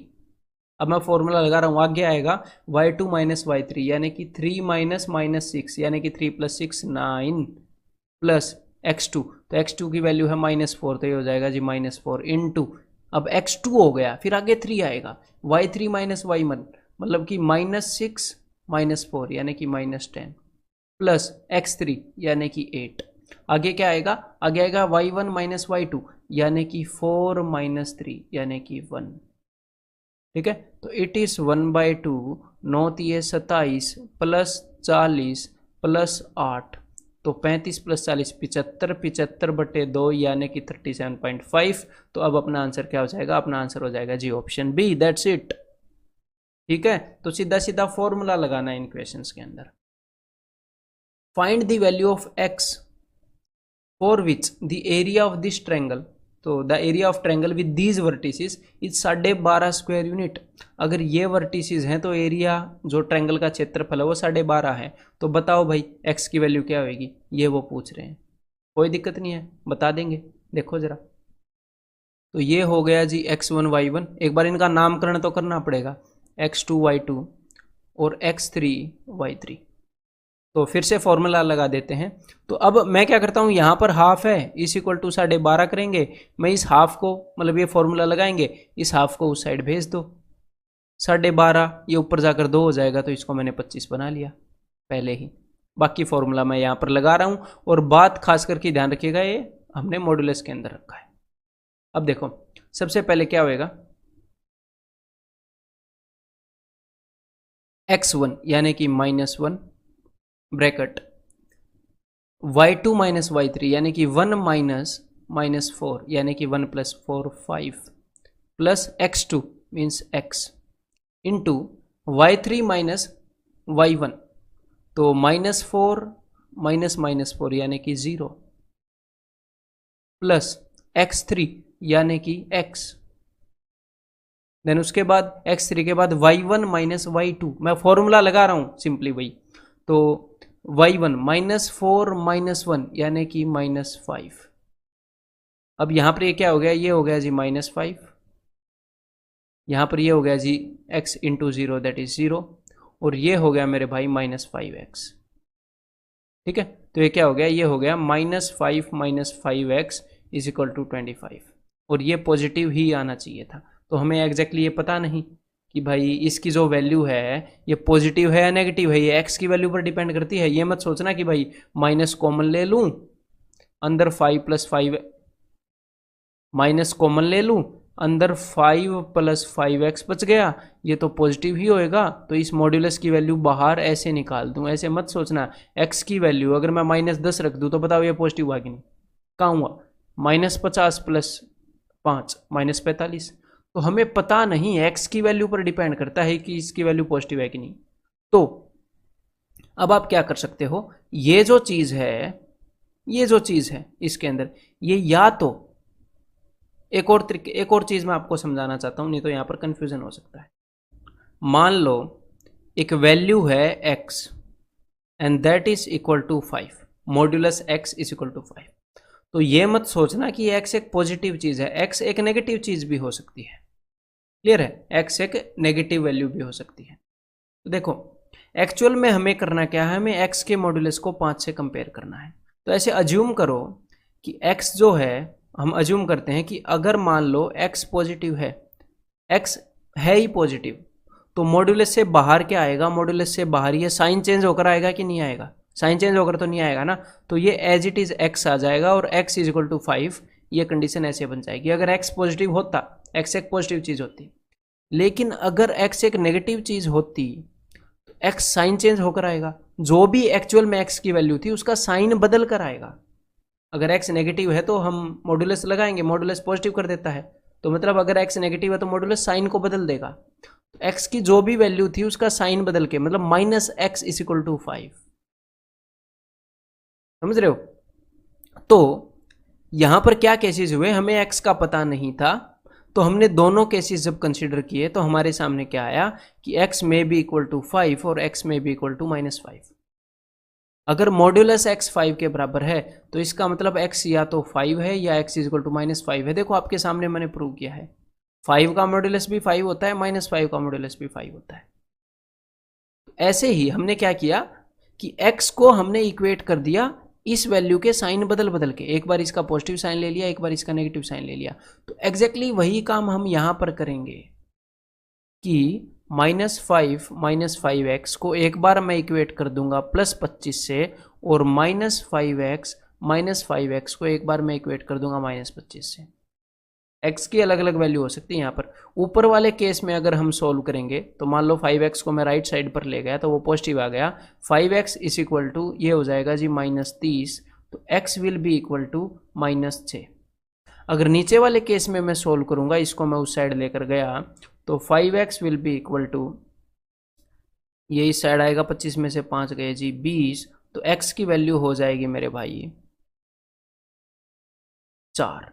तो x की वैल्यू 4 भी हो सकती है और x की वैल्यू -6 भी हो सकती है। दोनों सिचुएशन के अंदर ये जो कंडीशन है ट्रू होगी, आप सेटिस्फाई, आप इसके अंदर पुट करके देख लो। तो एक बार राइट हैंड साइड वाली वैल्यू को पॉजिटिव लेकर इक्वेट करेंगे जब ऐसे मॉड्यूलस है, एक बार उसको नेगेटिव लेकर इक्वेट करेंगे, ठीक है। तो x की वैल्यू -6 भी हो सकती है, 4 भी हो सकती है, मतलब अपना आंसर क्या आएगा, option C, both A and B. ठीक है जी। अब एक बार ये क्वेश्चन ट्राई करो फिर से। The coordinates of A, B, C are these respectively and P is a point, then find the value of this। तो हमें इसकी वैल्यू निकालनी है, ट्रायंगल PBC और ट्रायंगल ABC के एरिया का रेशियो निकालना है। तो चलो भाई एक बार ये तीनों पॉइंट लिख लेते हैं। यहाँ पर ये तीनों पॉइंट मैंने ऐसे मान लिए। तो भाई ये है पॉइंट A जिसके कोऑर्डिनेट हैं 6, 3, देन पॉइंट B जिसके कोऑर्डिनेट हैं -3, 5, देन पॉइंट C जिसके कोऑर्डिनेट हैं 4, -2। ठीक है। अब इसने बताया P एक पॉइंट है XY, तो P को मैंने कहीं पर भी मान लिया भाई, यहाँ पर मैंने P को मान लिया, इसके कोऑर्डिनेट है XY। तो हमने बताना है एरिया ऑफ ट्रायंगल PBC, इसका ratio with area of triangle ABC। तो एक बार ये डायग्राम बना लेते हैं, PBC और ABC क्या है देखो। तो ट्रायंगल ABC तो आपके सामने है, ये वाली सीधी सीधी जो ट्रायंगल बनी हुई है। तो ट्रायंगल PBC ये वाली ट्रायंगल है भाई। अब आप देखोगे, मेरी बात को ध्यान से सुनिएगा, कि ट्रायंगल PBC और ABC में क्या खास बात है दोनों के अंदर, दोनों का बेस सेम है, दोनों का बेस सेम है। और ट्रायंगल का एरिया क्या होता है, ट्रायंगल का एरिया होता है हाफ इंटू बेस, यानी कि BC इंटू हाइट, और नीचे वाले ट्रायंगल का भी half into base into H2। मान लो ट्रायंगल PBC की हाइट जो है वो मैंने H1 मान ली, इसकी हाइट जो है वो मैंने H2 मान ली। तो एग्जैक्टली है क्या, बेस दोनों का सेम है, तो सिर्फ उनकी हाइट का जो रेशियो है वही इनके एरिया का रेशियो हो जाएगा। बेस दोनों का सेम है, सिर्फ हाइट, अब हाइट के ऊपर डिपेंड करता है एरिया, क्योंकि एरिया बेस और हाइट पर डिपेंड करता है, तो बेस तो सेम है ही, तो हाइट का जो रेशियो होगा। तो आगे आने वाले कंसेप्ट लेक्चर्स में मैं आपको ये भी बताने वाला हूं कि एक पॉइंट से सामने वाली लाइन के ऊपर जो परपेंडिकुलर ड्रॉप करेंगे उसकी लेंथ कितनी होगी, एक पॉइंट से एक लाइन की परपेंडिकुलर डिस्टेंस कितनी होती है। तो उस कंसेप्ट को भी हम यहाँ पर यूज कर सकते हैं। आगे मैं आपको बताने वाला हूँ एक पॉइंट और एक लाइन के बीच में परपेंडिकुलर डिस्टेंस का फॉर्मूला। अब तक वो मैंने बताया नहीं है, लेकिन ये बता दिया कि वो भी यूज कर सकते हैं, तो वो फॉर्मूला यूज कर लेंगे, आगे आपको पता लग जाएगा। अगर वो नहीं यूज करेंगे तो हम क्या यूज करेंगे, फिर भाई यही चीज यूज करेंगे, एरिया ऑफ ट्रायंगल। तो उससे अब मैं आपको बता देता, अदरवाइज हम क्या करते, इस पॉइंट से इस लाइन का परपेंडिकुलर डिस्टेंस निकाल लेते फॉर्मूले से, सीधा फॉर्मूला है। फिर इस पॉइंट से इस लाइन का परपेंडिकुलर डिस्टेंस निकाल लेते, एक्स वाई को पुट करके ही निकाल लेते, क्योंकि ऑप्शंस के अंदर भी एक्स वाई ही है।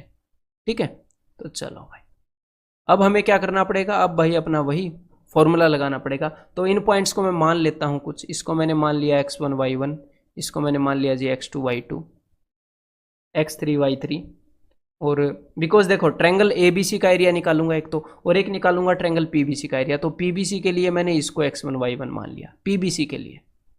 तो सबसे पहले ट्रायंगल पीबीसी का एरिया ही निकाल लेते हैं, या फिर एबीसी का निकाल लो, थोड़ी सी प्रैक्टिस करवा दूं आपकी क्योंकि इनके अंदर पॉइंट्स है। तो भाई ट्रायंगल एबीसी का एरिया निकाला जा रहा है नीचे। अब देखो हाफ, और एक और बात, ऊपर वाली ट्रायंगल में भी हाफ होएगा, नीचे वाले में भी हाफ, तो हटा देना हाफ को। तो सिर्फ सीधा मॉड्यूलस से स्टार्ट करते हैं। मॉड्यूलस सबसे पहले x1 यानी कि 6 इंटू y2 माइनस y3 यानी कि 5 माइनस माइनस 2 यानी कि 7, देन x2 यानी कि -3, ये वाला -3, फिर y3 माइनस y1 तो यानी कि भाई -2 -3 मीन्स -5, देन उसके बाद x3 means 4 means y1 minus y2 उसके बाद, तो भाई 3 माइनस 5 यानी कि -2।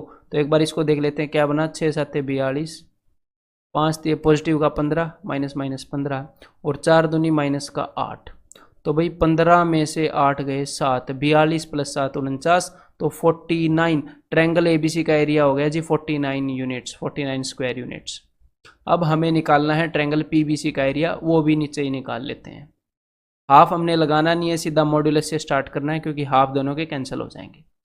तो ट्रायंगल पीबीसी के अंदर x1 क्या है, x1 है जी x into y2 minus y3 means 5 minus minus 2 means 7, plus x2 मतलब y3, अरे भाई क्या हो रहा है, x2 यानी कि -3। इन तीनों पॉइंट्स को जल्दी जल्दी बोलने के चक्कर में कभी कभी जबान लड़खड़ा जाती है। अब देखो x2 यानी कि -3, उसके बाद y3 minus y1 -2 minus y, उसके बाद x3 मीन्स +4, फिर y1 माइनस y2 यानी कि y माइनस 5। अब मैं इस फॉर्मूले को साइड में लिख भी सकता था, जो बोल रहा हूं उसको क्यों नहीं लिख रहा, बिकॉज आप उसको पहले याद करो फिर इक्वेशंस को समझो, मेंटली उस फॉर्मूले को देख पाओगे तभी एग्जाम में थोड़े से कंफर्टेबल हो पाओगे, नहीं तो बार बार वो लिखना पड़ेगा। तो भाई यहां पर हमारे सामने क्या आ गया, यहां पर हमारे सामने ये आ गया जी 7x, और ये क्या हो गया, ये हो गया -3 इंटू -2, तो ये हो गया जी +6 + 3y, तो ये हो गया +6 + 3y, ये क्या हो गया, ये हो गया 4y - 20, तो दिस विल बी 4y - 20। तो एक बार इसको सोल्व कर लेते हैं, 3y + 4y 7y, अब -20 + 6 -14, तो ये हो गया जी। तो ऊपर आ जाएगा 7x + 7y - 14, ऐसे मॉड्यूलस में आप इसको डाल सकते हो। तो अब ऊपर और नीचे आप देख सकते हो कि भाई 7 कट रहा है, तो ऊपर हो जाएगा x + y - 2, अगर मैंने 7 को कॉमन ले लिया, और नीचे आ जाएगा जी 7, तो x + y - 2/7 ये इनका रेशियो होएगा। तो यहाँ पर आंसर क्या होएगा, option D none of these. अब एक बार ये क्वेश्चन ट्राई करो भाई जरा, for what value of k these 3 points are collinear, k की किस वैल्यू के लिए ये जो तीनों पॉइंट हैं कोलिनियर हैं। कोलिनियर का मतलब है कि भाई एक लाइन के ऊपर हैं तीनों पॉइंट, मीन्स एक रेखीय है, एक रेखा के ऊपर है। तो देखो इसको करने के कई तरीके हैं कि 3 पॉइंट एक रेखा के ऊपर हैं, इस चीज को, इस सिचुएशन को क्रिएट करने के कई तरीके हैं। मैं एक बार आपको वो तरीके बता दूं। तो हमने एक लाइन बना ली यहां पर AB, और इसके ऊपर एक और पॉइंट है दैट इज C। तो ए बी और सी एक ही लाइन के ऊपर हैं, ये दर्शाने के तरीके देखो अब जरा। तरीका नंबर 1, हम ये प्रूव कर सकते हैं कि ए सी, जो ए सी लाइन है, प्लस जो सी बी लाइन है, A C plus C B is equal to A B, ये प्रूव कर सकते हैं। जी हाँ बिल्कुल प्रूव कर सकते हैं, A C plus C B is equal to A B है। इससे क्या पता होता है, A C plus C B is equal to A B, मतलब कि एक स्ट्रेट लाइन है, इससे ये पता लग जाता है। देन तरीका नंबर 2, तो यहां पर अपना लगेगा जी डिस्टेंस फॉर्मूला, लेकिन ये कैलकुलेटिव हो जाएगा इस क्वेश्चन के अंदर, सुपर कैलकुलेटिव हो जाएगा। देन नेक्स्ट तरीका देखो, किसी भी लाइन का अगर आपने स्लोप कैलकुलेट करना है, स्लोप कैलकुलेट करना है, तो उसके लिए हमें सिर्फ 2 पॉइंट चाहिए ना स्लोप कैलकुलेट करने के लिए। तो हम ऐसे भी कर सकते हैं कि slope of A B point A और बी से स्लोप कैलकुलेट हो जाएगा जी, हो जाएगा। Slope of A B is equal to slope of A सी।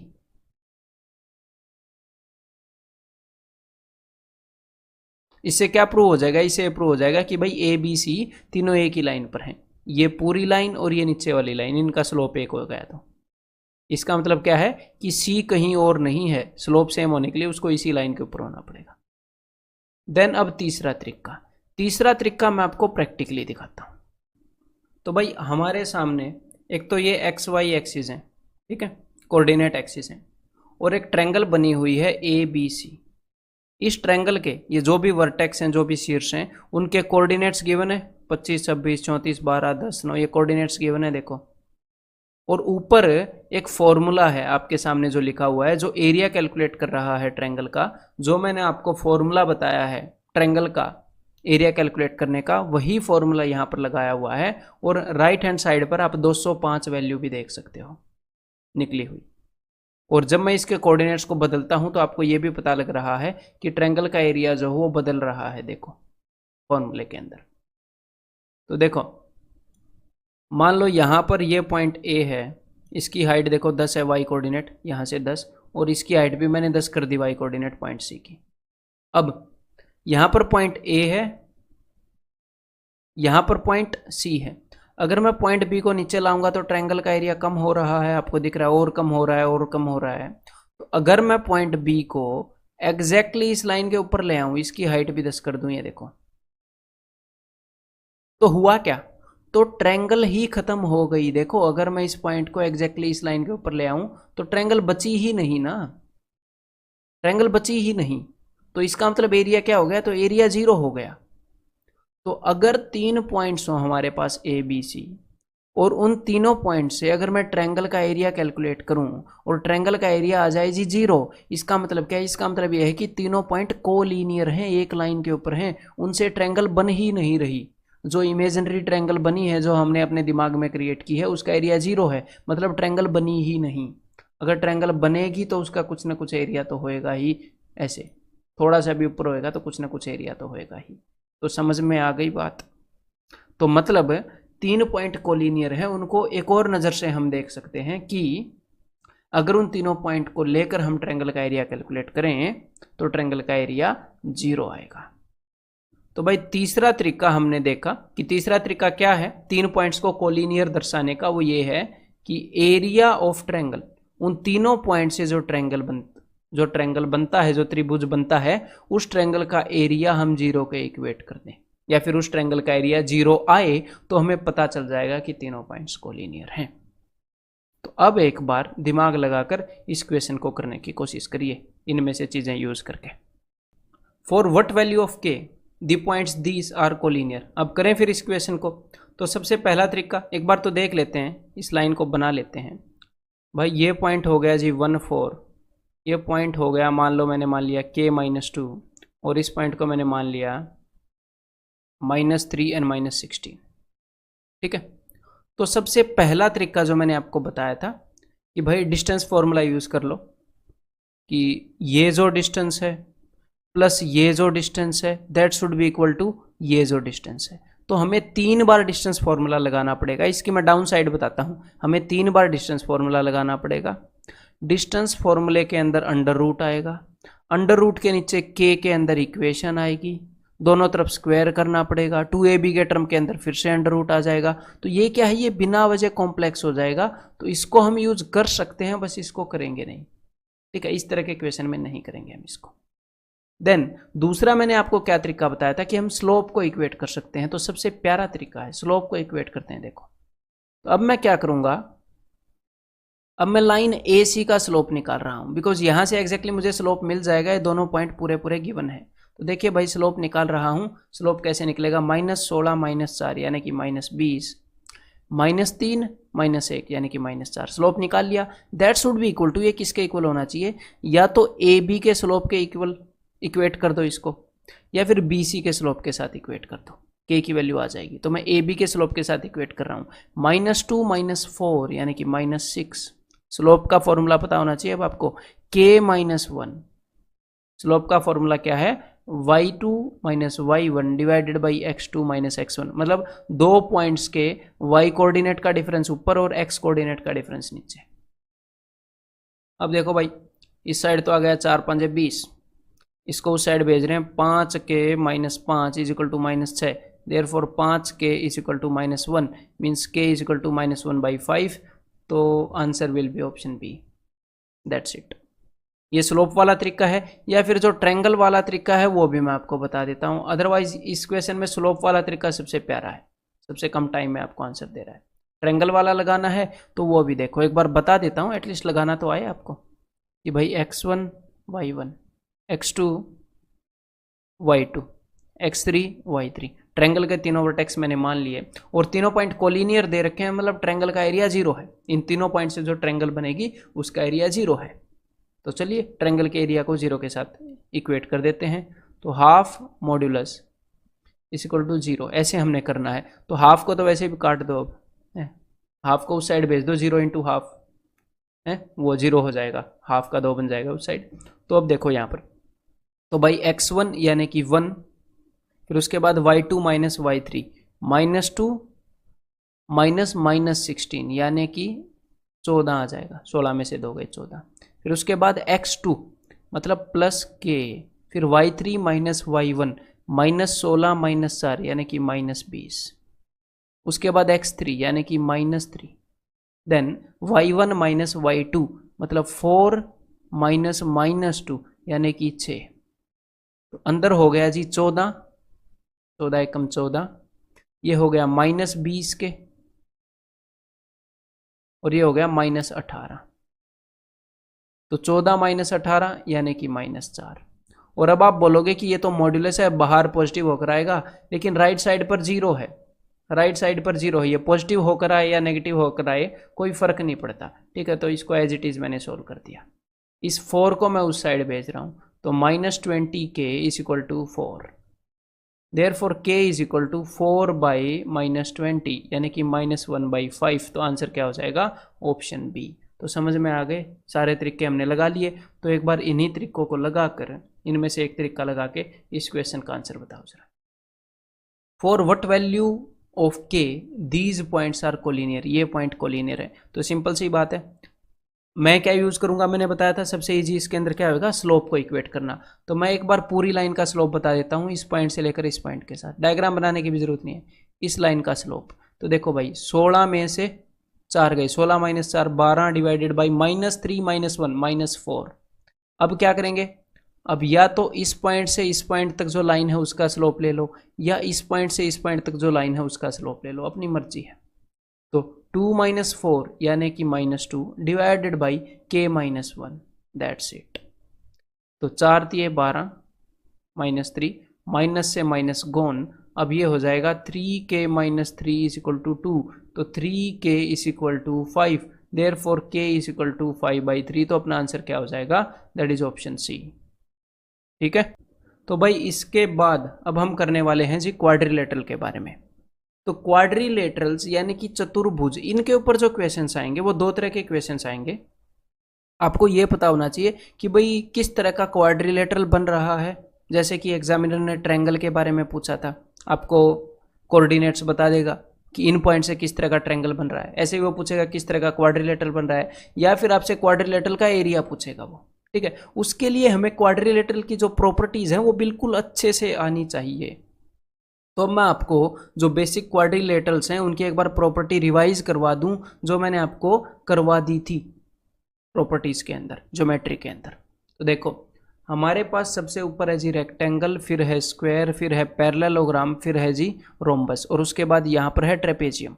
इनकी प्रॉपर्टीज बता देता हूँ, ध्यान से सुन लीजिएगा कि ऊपर वाली ये जो चारों फिगर हैं, एक बार ट्रेपेजियम को छोड़ दीजिएगा, ऊपर वाली जो चारों फिगर हैं ये चारों पैरेललोग्राम है। पैरेललोग्राम का क्या मतलब है कि चारों की जो ऑपोजिट साइड्स हैं,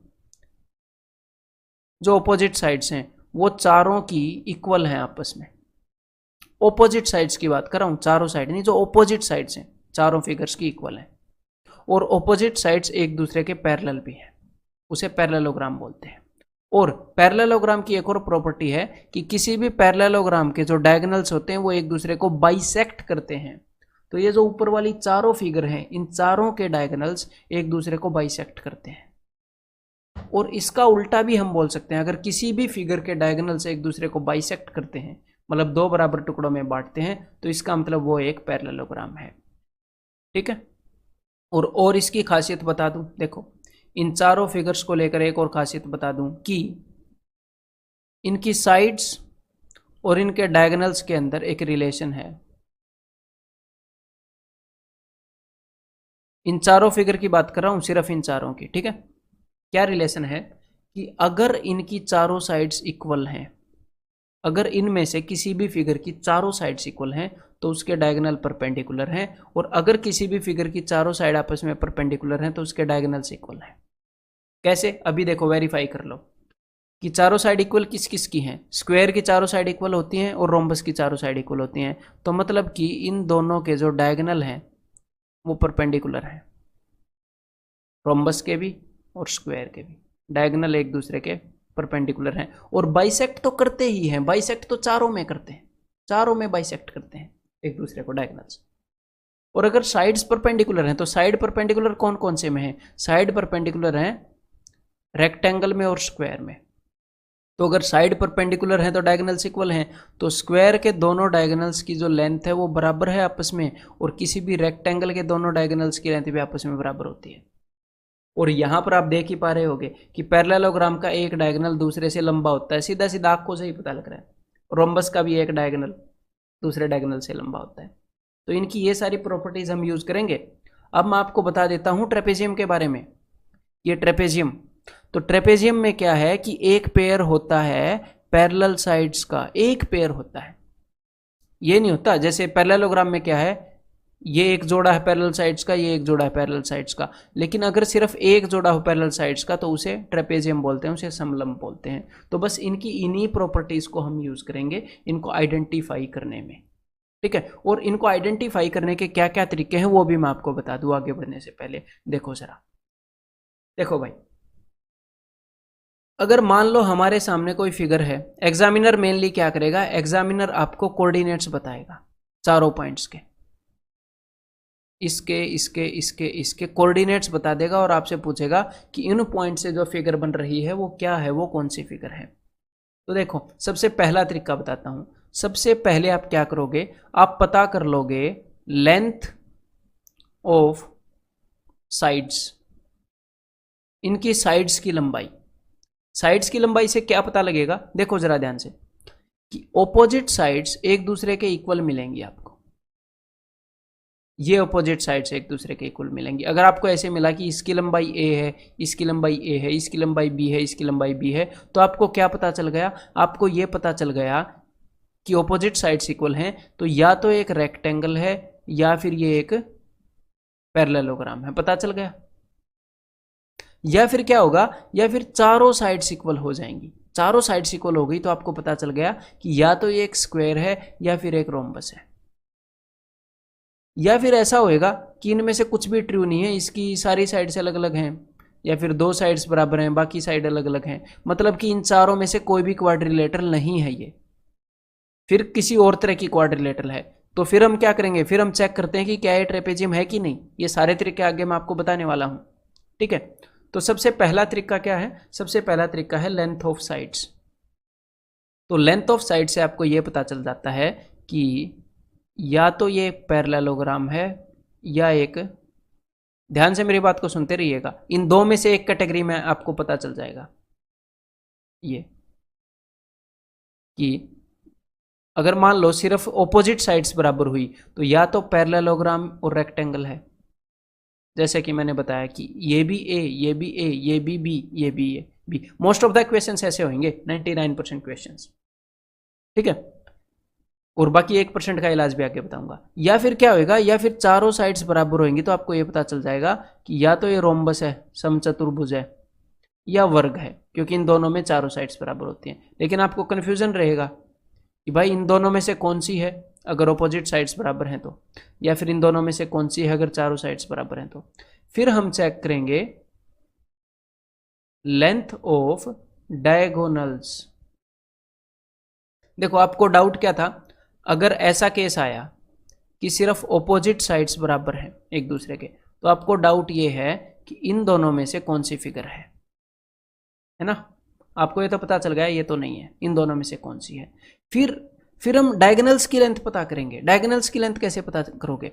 डिस्टेंस फॉर्मूला लगा दोगे, क्योंकि इस पॉइंट के कोऑर्डिनेट पता है, इस पॉइंट के कोऑर्डिनेट पता है, तो डिस्टेंस फॉर्मूला लगा दो। इसके कोऑर्डिनेट पता है, इसके कोऑर्डिनेट पता है, तो डिस्टेंस फॉर्मूला लगा दो। तो अगर डायगोनल्स की लंबाई इक्वल है तो यानी कि क्या हो गया, शॉर्ट लिस्ट हो गया कि वो रेक्टेंगल है, इक्वल हुई तो। अगर डायगोनल की लंबाई इक्वल नहीं हुई, एक बड़ा एक छोटा निकला, यानी कि वो एक पैरेललोग्राम है बस। या फिर अगर ऐसा हुआ कि भाई, बिकॉज यहां पर दो चॉइसेस थी, कि आपको पता चला कि चारों साइड्स इक्वल हैं भाई, चारों साइड्स इक्वल हैं, यानी कि ये वाला नहीं, ये वाला केस है। अगर चारों साइड इक्वल हुई तो या तो रोम्बस होएगा या स्क्वायर होएगा। तो फिर से डायगोनल्स की लेंथ इक्वेट करेंगे। अगर दोनों डायगोनल की लंबाई बराबर हुई तो मतलब कि वो स्क्वायर है, और अगर लंबाई बराबर नहीं हुई तो इसका मतलब वो रोम्बस है। ठीक है, तो साइड्स की लंबाई निकालो, डायगोनल की लंबाई निकालो, एंड दैट्स इट। उसके अलावा और कुछ नहीं करना। इसके अलावा और भी तरीके हैं इन चीज़ों को बताने के कोऑर्डिनेट ज्योमेट्री के अंदर भी, लेकिन वो इससे लेंथी पड़ेंगे। ठीक है, तो हम ये वाला तरीका इस्तेमाल करेंगे। दूसरे तरीके हैं, हम इनके स्लोप पता कर सकते हैं। स्लोप पता करने से पैरेललोग्राम का पता चल जाता है। एडजेसेंट साइड्स की लेंथ हम पता कर सकते हैं, या एडजेसेंट साइड का स्लोप पता कर सकते हैं, लेकिन ये तरीका अपना बेस्ट रहेगा।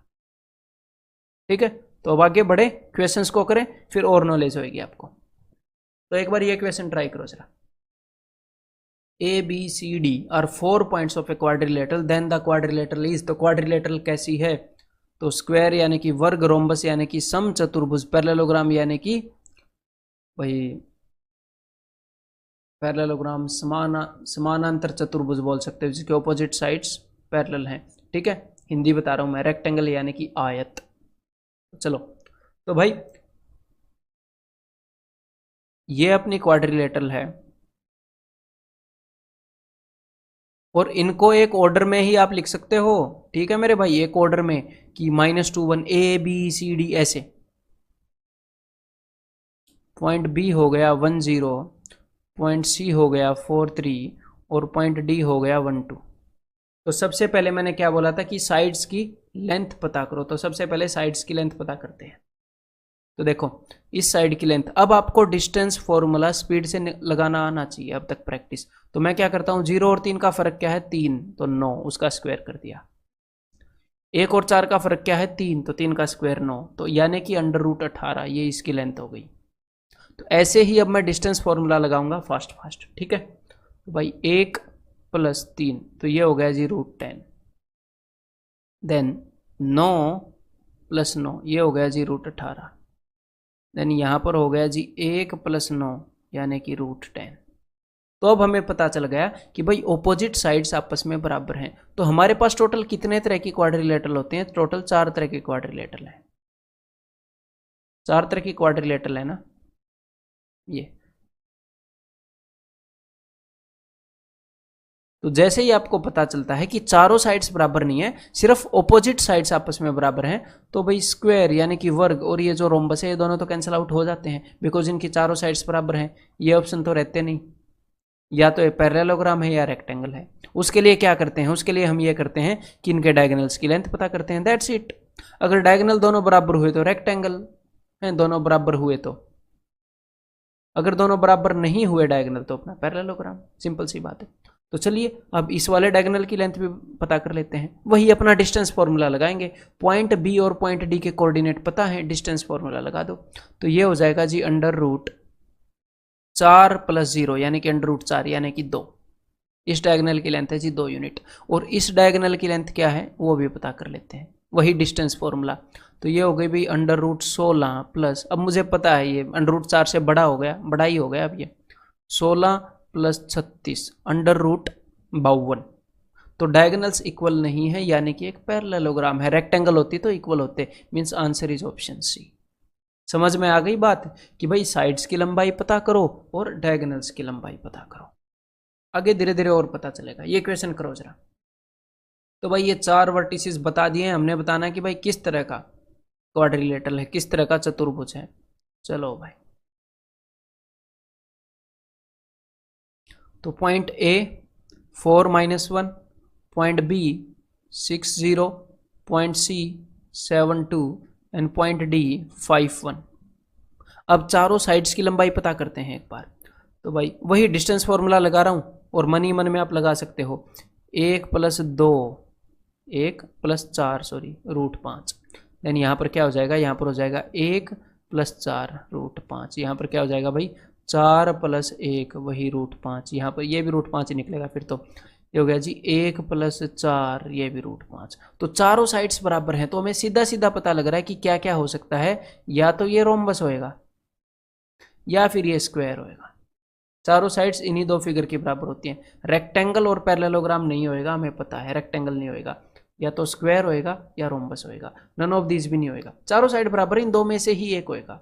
अगर ये एंगल 90 का हुआ तो स्क्वायर हो गया, 90 का नहीं हुआ तो रोम्बस हो गया, सीधी बात है। अब एक तो आप क्या कर सकते हो, ये एंगल देख सकते हो, देखो मेरे मुंह से एंगल निकल गया तो वही बता देता हूं। एक तो एंगल देख सकते हो कि ये एंगल 90 का है कि नहीं। अगर 90 का हुआ, एक एंगल देख लो बस, फिर तो सारे 90 के हो जाएंगे। तो सबसे पहले मैं आपको एक बार एंगल देखना बता दूं। तो एंगल देखने का क्या मतलब है कि ये वाली लाइन और ये वाली लाइन दोनों एक दूसरे के परपेंडिकुलर हों। परपेंडिकुलर है कि नहीं ये देखना है, एग्जैक्ट एंगल नहीं देखना, परपेंडिकुलर है कि नहीं। तो परपेंडिकुलर होती हैं तो उनका स्लोप एक दूसरे का रेसिप्रोकल होता है, और सिर्फ रेसिप्रोकल नहीं, नेगेटिव रेसिप्रोकल होता है। तो इन दोनों लाइनों का स्लोप तो हम इजीली देख सकते हैं भाई। एक बार इस लाइन का स्लोप बताओ जरा। अगर कोई लाइन 2 पॉइंट से गुजरती है तो उसका स्लोप बता सकते हो कि नहीं? इजीली बता सकते हैं लाइन का स्लोप, फॉर्मूला है तो y2 - y1 divided by x2 - x1। पहले y कोऑर्डिनेट्स का डिफरेंस ऊपर नीचे, x कोऑर्डिनेट्स का डिफरेंस।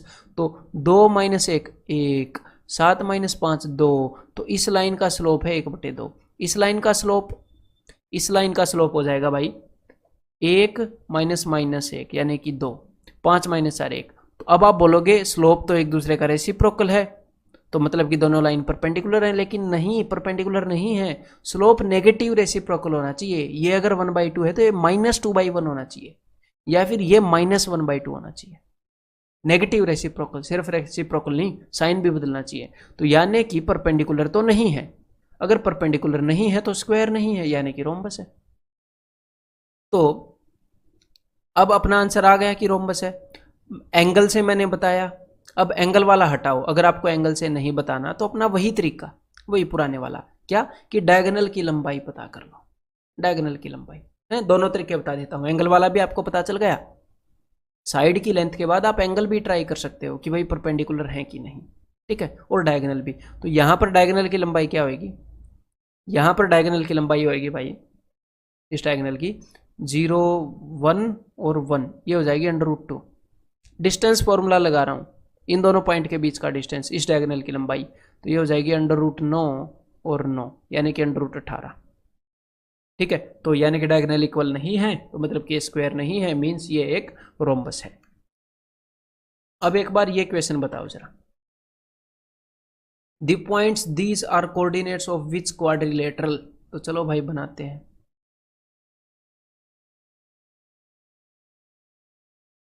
तो ये है भाई 2 - 2 8 4 4 6 and -1 1 are the coordinates of which quadrilateral. तो अब हम क्या करेंगे, सबसे पहले इनकी साइड्स की लंबाई ज्ञात करेंगे, साइड की लंबाई पता करेंगे डिस्टेंस फॉर्मूला लगा के। चलो भाई लगाते हैं। तो ये हो गया 36 + 36 √72। ये हो गया, वही डिस्टेंस फॉर्मूला लगा रहा हूं, 4 + 16 √20।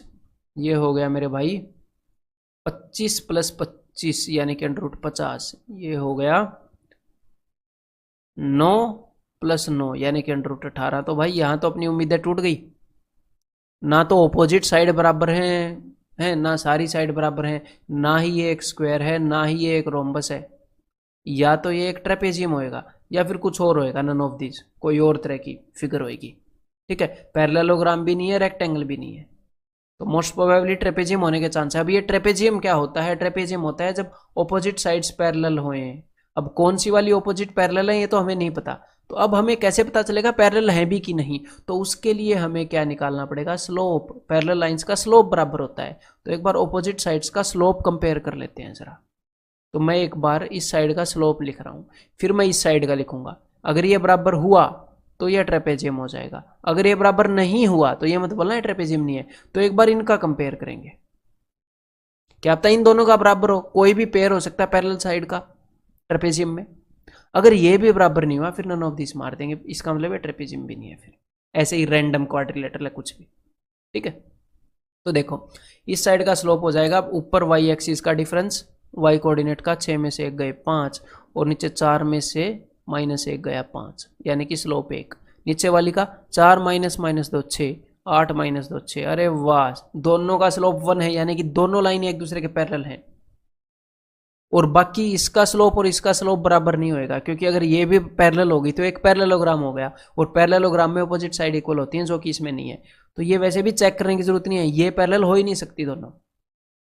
ठीक है, वैसे चेक भी कर लोगे तो इनके स्लोप बराबर नहीं निकलेंगे। तो भाई ऑपोजिट साइड्स पैरेलल निकल गई और कोई भी साइड बराबर नहीं है, ये एक ट्रेपेजियम ही है जिसमें एक पेयर है पैरेलल साइड्स का। Means answer is option D. Then एक बार ये बताओ जरा, find x y if all these points are vertices of a parallelogram. अगर ये सारे पॉइंट एक पैरेललोग्राम के वर्टिसेस हैं, दिमाग लगाओ जरा, आपको एक प्रॉपर्टी बताई थी, उस प्रॉपर्टी से आंसर बहुत फटाक से आएगा। कौन सी प्रॉपर्टी बताई थी पैरेललोग्राम की? कि कोई भी पैरेललोग्राम, दुनिया का कोई भी पैरेललोग्राम, पैरेललोग्राम कौन कौन सी फिगर है? एक रेक्टेंगल भी एक पैरेललोग्राम है, एक स्क्वायर भी एक पैरेललोग्राम है, एक पैरेललोग्राम भी एक पैरेललोग्राम है, एक रोम्बस भी एक पैरेललोग्राम है। Parallelogram means opposite sides parallel. तो किसी भी पैरेललोग्राम के जो डायगोनल्स हैं, ये मैंने गलती से रब कर दिया, रब के पास भेज दिया इसे गलती से मिटा के।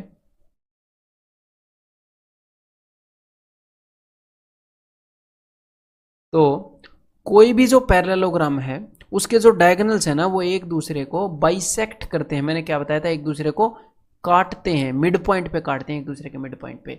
तो हमने एक फॉर्मूला किया था मिड पॉइंट का, कि अगर हमें 2 पॉइंट गिवन है तो हम उनका मिड पॉइंट निकाल सकते हैं इजीली। मिड पॉइंट कैसे निकालोगे? एवरेज निकाल दो। अगर मिड पॉइंट का एक्स कोऑर्डिनेट निकालना है तो एक्स कोऑर्डिनेट की एवरेज निकाल दो, वाई निकालना है तो वाई की। तो चलिए निकालते हैं। 5 + 3 8, 8/2 4, वाई कोऑर्डिनेट आ गया। क्योंकि किसी भी पैरेललोग्राम के डायगोनल्स एक दूसरे को बाइसेक्ट करते हैं। ठीक है, तो ये मिड पॉइंट हो जाएगा दोनों डायगोनल्स का। 6 + 6 12, 12/2 6। तो भाई ये जो पॉइंट है, इसको अगर मैं ओ नाम दे दूं तो पॉइंट ओ के कोऑर्डिनेट है 6 4, बिकॉज ये इन दोनों का मिड पॉइंट है। अगर ये इन दोनों का मिड पॉइंट है भाई, ये इन दोनों का भी मिड पॉइंट है, क्योंकि ये जो पॉइंट है ये इस डायगोनल को भी, इस विकर्ण को भी 2 बराबर हिस्सों में बांटेगा। तो ये तो बड़ी बढ़िया बात है। मैंने क्या बताया था कि 6 और 4 जो हैं ये एवरेज हैं। तो अगर एवरेज 6 है, एक्स कोऑर्डिनेट्स की एवरेज 6 है तो सम 12 होगा। वाई कोऑर्डिनेट की एवरेज 4 है तो सम 8 होगा।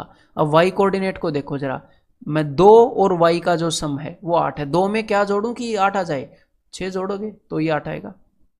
मैं 3 में क्या जोड़ूं कि 12 आ जाए? तो 3 में क्या जोड़ोगे? 9। तो 9 और 6 इसके कोऑर्डिनेट्स होंगे। तो यहां पर आप कौन सी प्रॉपर्टी यूज करोगे? ये प्रॉपर्टी यूज करोगे कि किसी भी पैरेललोग्राम के अंदर जो डायगोनल्स हैं वो एक दूसरे को बाइसेक्ट करते हैं। अब इसी चीज को यूज करते हुए एक बार ये बता दो जरा, 3 वर्टिसेस ऑफ ए पैरेललोग्राम, इसी पैरेललोग्राम के 3 वर्टिसेस हैं, टेकन इन एन ऑर्डर, मतलब एक ऑर्डर में लिखे गए हैं। जैसे कि -1 2, मतलब कि बीच में छोड़ा नहीं गया, एक ऑर्डर में लिखे हैं। 3 1 एंड 2 2। और जो चौथा अपना वर्टेक्स है उसके कोऑर्डिनेट गिवन नहीं है, तो हमने उसके कोऑर्डिनेट निकालने हैं। तो वही सिंपल सी बात है, इसके कोऑर्डिनेट को एक्स वाई मान लो, और पिछले क्वेश्चन में यही था कि भाई एक्स वाई निकालो, है ना। तो वही प्रॉपर्टी यूज करेंगे कि भाई किसी भी पैरेललोग्राम के जो डायगोनल्स हैं वो एक दूसरे को बाइसेक्ट करते हैं। चलो भाई यूज करते हैं। इस पॉइंट के कोऑर्डिनेट्स निकालते हैं जरा। तो -1 एंड 2 है यहाँ पर, ये लो। तो 2 + 2 4, 4/2 2, 2 प्लस -1 यानी कि 2 - 1 1, 1/2 यानी कि 1/2। तो भाई इस पॉइंट के कोऑर्डिनेट आ गए इस मिड पॉइंट के। अब इसका और इसका, इनका मिड पॉइंट भी यही है। तो चलो देखो, अगर इसका मिड पॉइंट यही है तो यानी कि इनके कोऑर्डिनेट्स की एवरेज क्या है, 2, वाई कोऑर्डिनेट के एवरेज, एवरेज 2 है तो सम 4 है, एवरेज हाफ है तो सम 1 है। अब 1 के अंदर मैं क्या जोड़ूं कि 4 आए, तो 1 के अंदर 3 जोड़ना पड़ेगा। 3 के अंदर मैं क्या जोड़ूं कि 1 आए, तो 3 के अंदर -4 जोड़ना पड़ेगा मेरे भाई, सॉरी 3 के अंदर -2 जोड़ना पड़ेगा, -2। 3 में से 2 घटेगा तभी 1 आएगा ना। तो चौथे वर्टेक्स के जो कोऑर्डिनेट्स हैं वो आ गए -2 और 3। क्लियर है। तो नेक्स्ट जो क्वेश्चंस होते हैं क्वाड्रिलेटरल के ऊपर बेस्ड, वो होते हैं कि क्वाड्रिलेटरल का एरिया आपको निकालना आना चाहिए, क्वाड्रिलेटरल के एरिया का फॉर्मूला आपको पता होना चाहिए। ठीक है। तो जैसे कि मैंने आपको ट्रायंगल का एरिया प्रूव करके दिखाया था कि भाई ट्रायंगल के एरिया का ये फॉर्मूला है, वो निकाल कर दिखाया था, ऐसे ही यहाँ पर मैं आपको क्वाड्रिलेटरल का जो फॉर्मूला है वो डिड्यूस करके दिखाऊंगा। तो चलिए एक अजीब सी क्वाड्रिलेटरल बना लेते हैं।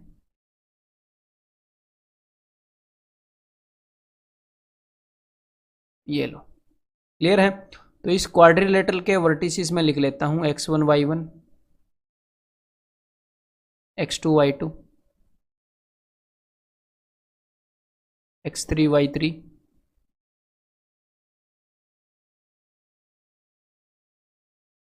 तो भाई ये जो प्रूफ है ये आपके एग्जाम में नहीं आएगा, लेकिन आपका कॉन्फिडेंस बिल्ड करना बहुत ज़रूरी होता है।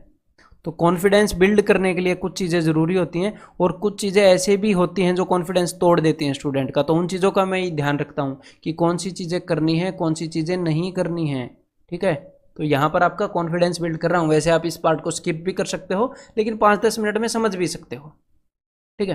तो यहाँ पर इसका जो एरिया है वो मैं कैसे निकालूंगा, इस क्वाड्रिलेटरल का एरिया मैं ये डायगोनल ड्रॉ करूंगा। और ये कोई पैरेललोग्राम नहीं है, ऐसे मत सोचना ये पैरेललोग्राम है, मैंने पैरेललोग्राम नहीं बनाया, ऐसे ही रैंडम कोई क्वाड्रिलेटरल बनाई है। तो किसी भी क्वाड्रिलेटरल का एरिया हम इस फॉर्मूले से निकाल पाएंगे।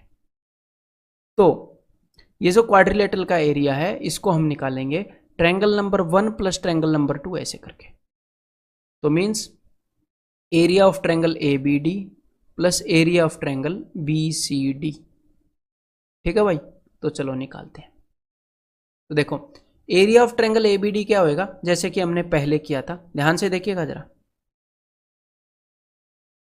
और हम इसको एक और तरीके से कर सकते हैं कि ट्रायंगल 1 प्लस ट्रायंगल 2, ट्रायंगल 1 के ऊपर आप वही फॉर्मूला लगा दो जो मैंने डिड्यूस करके बताया था, ट्रायंगल 1 के ऊपर वही फॉर्मूला, और ट्रायंगल 2 के ऊपर भी वही फॉर्मूला लगा दो, फिर इस क्वाड्रिलेटरल का फॉर्मूला भी आ जाएगा। और इस क्वाड्रिलेटरल के फॉर्मूले से मैं आपको हर एक पॉलीगन का फॉर्मूला बता दूंगा। इसका पैटर्न ऐसा है। ठीक है। अब देखो जरा, तो भाई क्वाड्रिलेटरल ए बी डी का फॉर्मूला मैं निकाल रहा हूं। कैसे निकाल सकते हैं, जैसे कि हमने पहले किया था। सबसे पहले इस ट्रेपेजियम का फॉर्मूला, फिर उसके बाद इस ट्रेपेजियम का फॉर्मूला, जैसे कि हमने एक ट्रायंगल का एरिया निकाला था ना उसी वे से। तो अब आप इसको इमेजिन करते रहिएगा। इन पॉइंट्स को मैं नाम दे देता हूं यहां पर P, Q, R और S। और मेरी बातों को जब कंसंट्रेशन से सुनोगे तो ये समझ में आएगा यहाँ पर। ठीक है। और एक और काम करते हैं, इसको थोड़ा सा और अजीब कर लेते हैं इस क्वाड्रिलेटरल को। ये लो, ताकि ऐसा महसूस हो कि ये हर एक तरह की क्वाड्रिलेटरल के ऊपर अप्लाई हो जाएगा, ये कॉन्फिडेंस आपको देने के लिए। ठीक है। तो अब देखो सबसे पहले ट्रायंगल ए बी डी का फॉर्मूला, तो ए बी डी का फॉर्मूला होएगा डी पी क्यू ए, इस ट्रेपेजियम का फॉर्मूला, प्लस ट्रेपेजियम जैसे कि हमने पहले किया था trapezium A B S Q का फॉर्मूला ये है। ठीक है। उसके बाद इस ट्रायंगल का एरिया किसके इक्वल होएगा, और एक और हमने एक ट्रेपेजियम माइनस भी करना है उसमें से, ये ट्रेपेजियम, उसके बाद माइनस कौन से वाला ट्रेपेजियम होएगा, माइनस पिंक वाला ट्रेपेजियम मैं बता देता हूं आपको, ये वाला, ये minus D B S P. ठीक है, तो ये हो गया ए बी डी का एरिया। इसके बाद मैं बी सी डी का एरिया लिख रहा हूँ, नीचे नीचे बी सी डी का एरिया। यहाँ पर समझ में ना आए तो थोड़ा सा पॉज करके समझिएगा, जैसे मैंने पहले एक ट्रायंगल का एरिया बताया था, यहाँ पर वैसे ही बता रहा हूँ। अब दूसरी ट्रायंगल बी सी डी का एरिया थोड़ा सा पहले वाले से अलग है। यहाँ पर triangle B C D, triangle B C D का एरिया हम कैसे निकाल सकते हैं, देखिएगा जरा। ट्रायंगल बी सी डी के एरिया के लिए सबसे पहले मैं ट्रेपेजियम का एरिया निकालूंगा, कौन से का, B D P S, B D P S, या फिर जो ये डी बी एस पी, वही वाला डी बी एस पी जो मैंने यहाँ पर लिखा है, मतलब कि ये वाला, ये पूरा, ये देखो इस पूरे को निकाल लिया, ट्रायंगल इसके अंदर आ गई। फिर मैं इसमें से क्या करूँगा, ये वाला निकाल दूंगा, फिर मैं इसमें से ये वाला निकाल दूंगा, तो फिर सिर्फ ट्रायंगल का बच जाएगा। तो अब क्या करूँगा, अब मैं ये वाला निकालूंगा, ये वाला ट्रेपेजियम, यानी कि minus area of trapezium D C R P minus area of trapezium. इसको आप स्किप भी कर सकते हो बहुत ज़्यादा अगर कंफ्यूजिंग लग रहा है, ठीक है, तो टेंशन मत लेना, एग्जाम में ये नहीं आएगा ऐसे, ठीक है, जस्ट कॉन्फिडेंस बिल्डिंग के लिए, इसीलिए सीधा स्ट्रेट वे बता रहा हूँ। Minus area of trapezium B C R S. हाँ, अब ये नहीं है कि मैं बता रहा हूँ तो ये यूजफुल नहीं है, यूजफुल है तभी बता रहा हूँ, अदरवाइज टाइम वेस्ट करने का मुझे बिल्कुल भी शौक नहीं है, मेरा और आपका, किसी का भी टाइम वेस्ट करने का, ठीक है। तो अब देखिएगा यहाँ पर आपको दिख रहा है कि भाई डीबीएसपी दोनों में कॉमन है, तो इसे तो मैंने काट ही दिया, क्लियर है। अब ये जो बची हुई चीज़ है ये हमने देखनी है कि भाई इनका एरिया क्या है। तो area of D P Q A, तो डी पी क्यू ए ये वाला ट्रेपेजियम है, तो किसी भी, और ये चारों ट्रेपेजियम है जो भी यहाँ पर लिखे हैं, तो चारों के अंदर हाफ तो होएगा ही ना, चारों के अंदर हाफ होएगा, तो उस हाफ को मैंने बाहर ले लिया, ठीक है। हाफ क्यों होएगा, क्योंकि ट्रेपेजियम का एरिया होता है half into sum of parallel sides into height. तो अंदर मुझे सिर्फ क्या करना है, sum of parallel sides into height करना है। तो भाई देखो इसकी पैरेलल साइड है D P plus A Q, तो इनकी लेंथ, डी पी की लेंथ होगी y4 प्लस ए क्यू की लेंथ हो जाएगी y1, ये y कोऑर्डिनेट कि भाई पॉइंट ए कितना ऊंचा है, और इनकी हाइट हो जाएगी ये वाला डिफरेंस। यहां से लेकर यहां तक का डिस्टेंस है x1 और यहां से लेकर यहां तक का डिस्टेंस है x4, तो x1 minus x4, straight way मैं बता रहा हूं, ठीक है। उसके बाद ए बी एस क्यू, तो ए बी एस क्यू का एरिया ऐड करते हैं, तो भाई ए बी एस क्यू ये वाला ट्रेपेजियम, तो सबसे पहले इसकी पैरेलल साइड्स, तो इसकी पैरेलल साइड है ए क्यू को देखो, ए क्यू की हाइट होगी y1, स्ट्रेट वे मैं बता रहा हूँ बिकॉज ये मैं पहले बता चुका हूँ ना, और बी एस जो है उसकी हाइट, उसकी लेंथ होगी y2। देन इस ट्रेपेजियम की हाइट यानी कि ये, तो यहां से लेकर यहां तक का डिस्टेंस है मेरे भाई x2, और यहां से लेकर यहां तक का डिस्टेंस है मेरे भाई x1, तो x2 माइनस x1, ठीक है।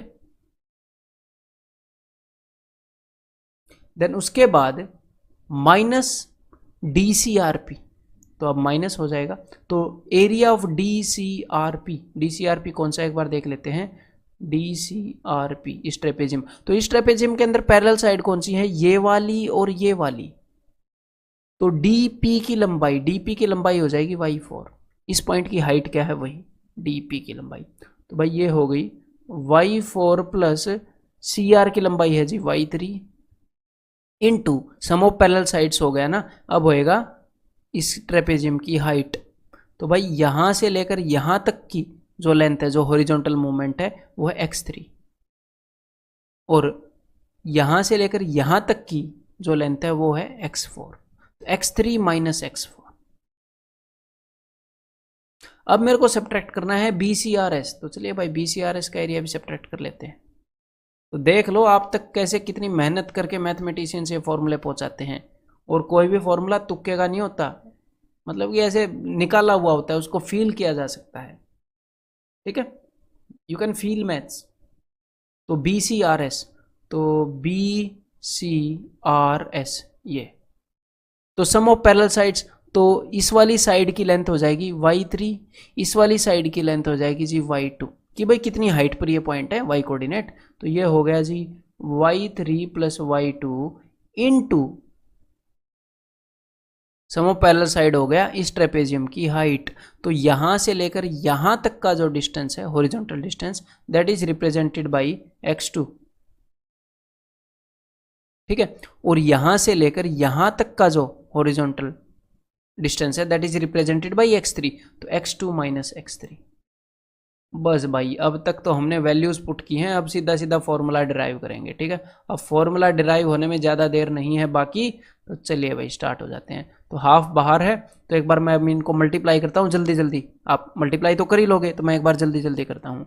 तो x1y4 plus x1y1 minus x4y4 minus x4y1, एक एक को पकड़ के दूसरों से मल्टीप्लाई कर रहा हूँ और कुछ नहीं कर रहा हूँ, plus x2y1 plus x2y2 plus नहीं आएगा minus x1y1 minus x1y2, then minus x3y4 minus x3y3, then plus x4y4, मुझे फॉलो करते रहो, प्लस x4y3 माइनस x2y3, और हर एक चीज़ मैं एक पैटर्न में कर रहा हूँ, x2y2 प्लस x3y3, आपकी भी ये हैबिट होएगी तब मज़ा आएगा, देन प्लस x3y2, सब कुछ हैंडल हो गया भाई यहाँ पर। अब जो भी चीज़ें कैंसिल होने वाली हैं वो सब कैंसिल करेंगे। तो देखो x1y1 कैंसिल हो गया, x2y2 भी कैंसिल होएगा, मुझे पता है पहले ही, x3y3 भी कैंसिल होएगा, ये रहा देखो, x4 और y4 ये कहाँ से कैंसिल हो जाएगा, x4 y4 कहाँ है, ये रहा, और x2y2 बच गया अपना x2y2, और ये रहा जी नेगेटिव वाला। तो जो भी अपनी चीज़ें कैंसिल हो गई उन्हें फेंक देते हैं एक बार। ठीक है,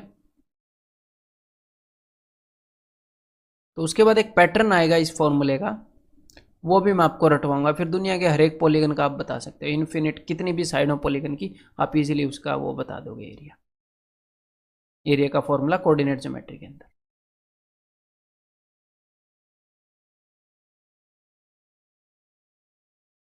अब देखो भाई, अब यहां पर क्या करते हैं, देखो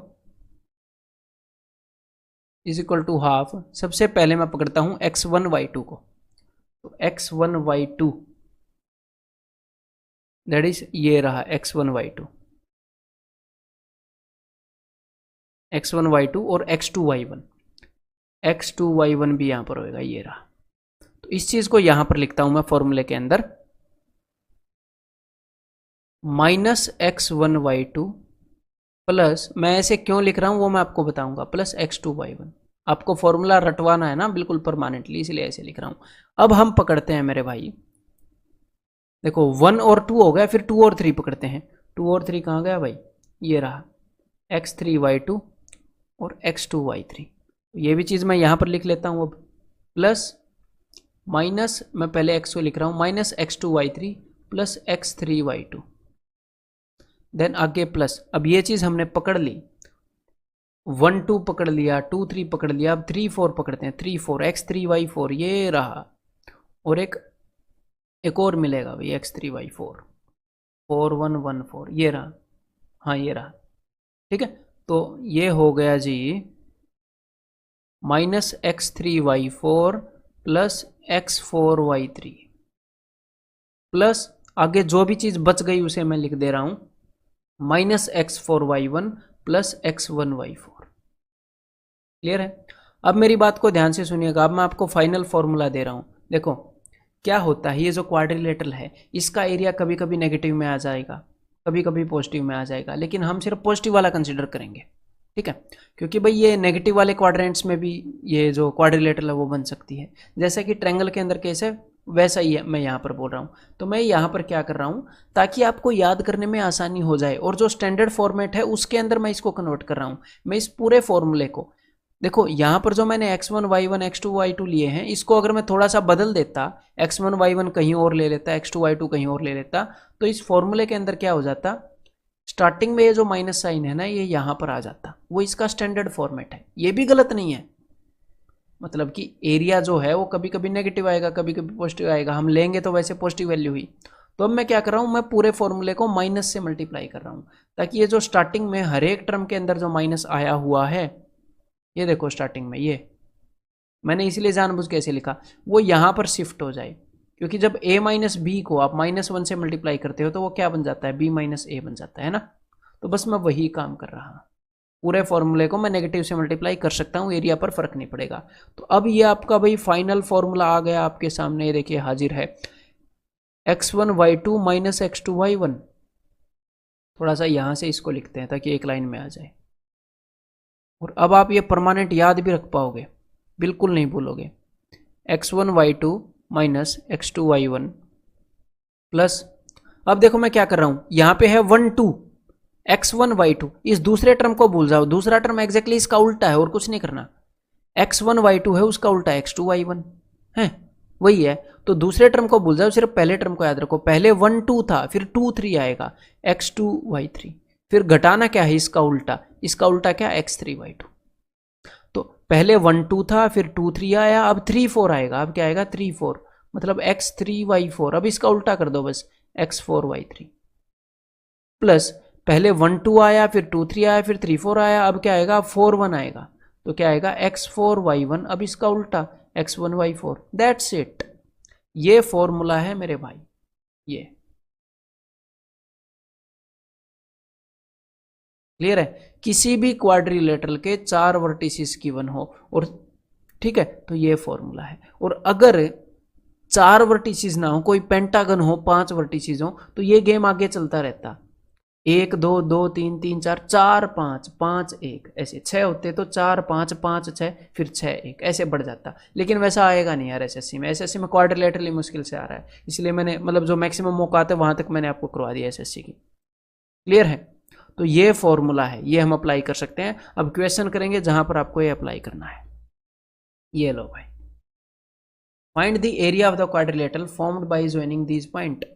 तो क्वाड्रिलेटरल का एरिया निकालना है जो इन पॉइंट से मिलाकर बनी है। तो सिंपल सी बात है, इनको आपने नंबर देना है x1 y1, x2 y2, x3 y3 and x4 y4।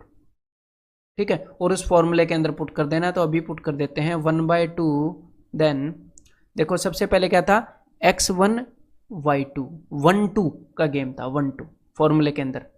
ठीक है, ये फॉर्मूला मैं लिख ही देता हूं ऊपर एक बार, नहीं तो मैं समझाऊंगा बिना वजह टाइम वेस्ट होएगा। x1 y2 minus x2 y1, सबसे पहले 1 2, फिर आगे कौन सा गेम है 2 3 का, तो x2 y3 minus x3 y2, then 2 3 फिर 3 4, x3 y4 minus x4 y3। Then उसके बाद, और आप ऐसे ही ट्रायंगल का एरिया भी निकाल सकते हो कि भाई x1 y2 माइनस, एग्जैक्टली ऐसे ही ट्रायंगल का एरिया भी निकाल सकते हो। वही मैं बोल रहा था ना आपको, 2 तरीके में बताऊं, अब मैं आपको दूसरा तरीका भी बता रहा हूं ट्रायंगल के एरिया का। माइनस x2 y1, 1 2 है तो फिर 2 3, x2 y3 minus x3 y2, फिर प्लस 2 3 है फिर 3 1, x3 y1 minus x1 y3। अगर ऐसे करोगे तो ऐसे ट्रायंगल का एरिया भी निकल आएगा। ये लो दूसरी फॉर्म भी आपको बता दी, ये किसी भी पॉलीगन के लिए ये यूज हो रहा है। तो अब यहां पर क्या हो गया, यहां पर हो गया जी x3 4 हो गया ना, x4 y1 minus x1 y4। ये लो भाई, अब यहां पर सिर्फ वैल्यूज पुट करनी है और कुछ नहीं करना।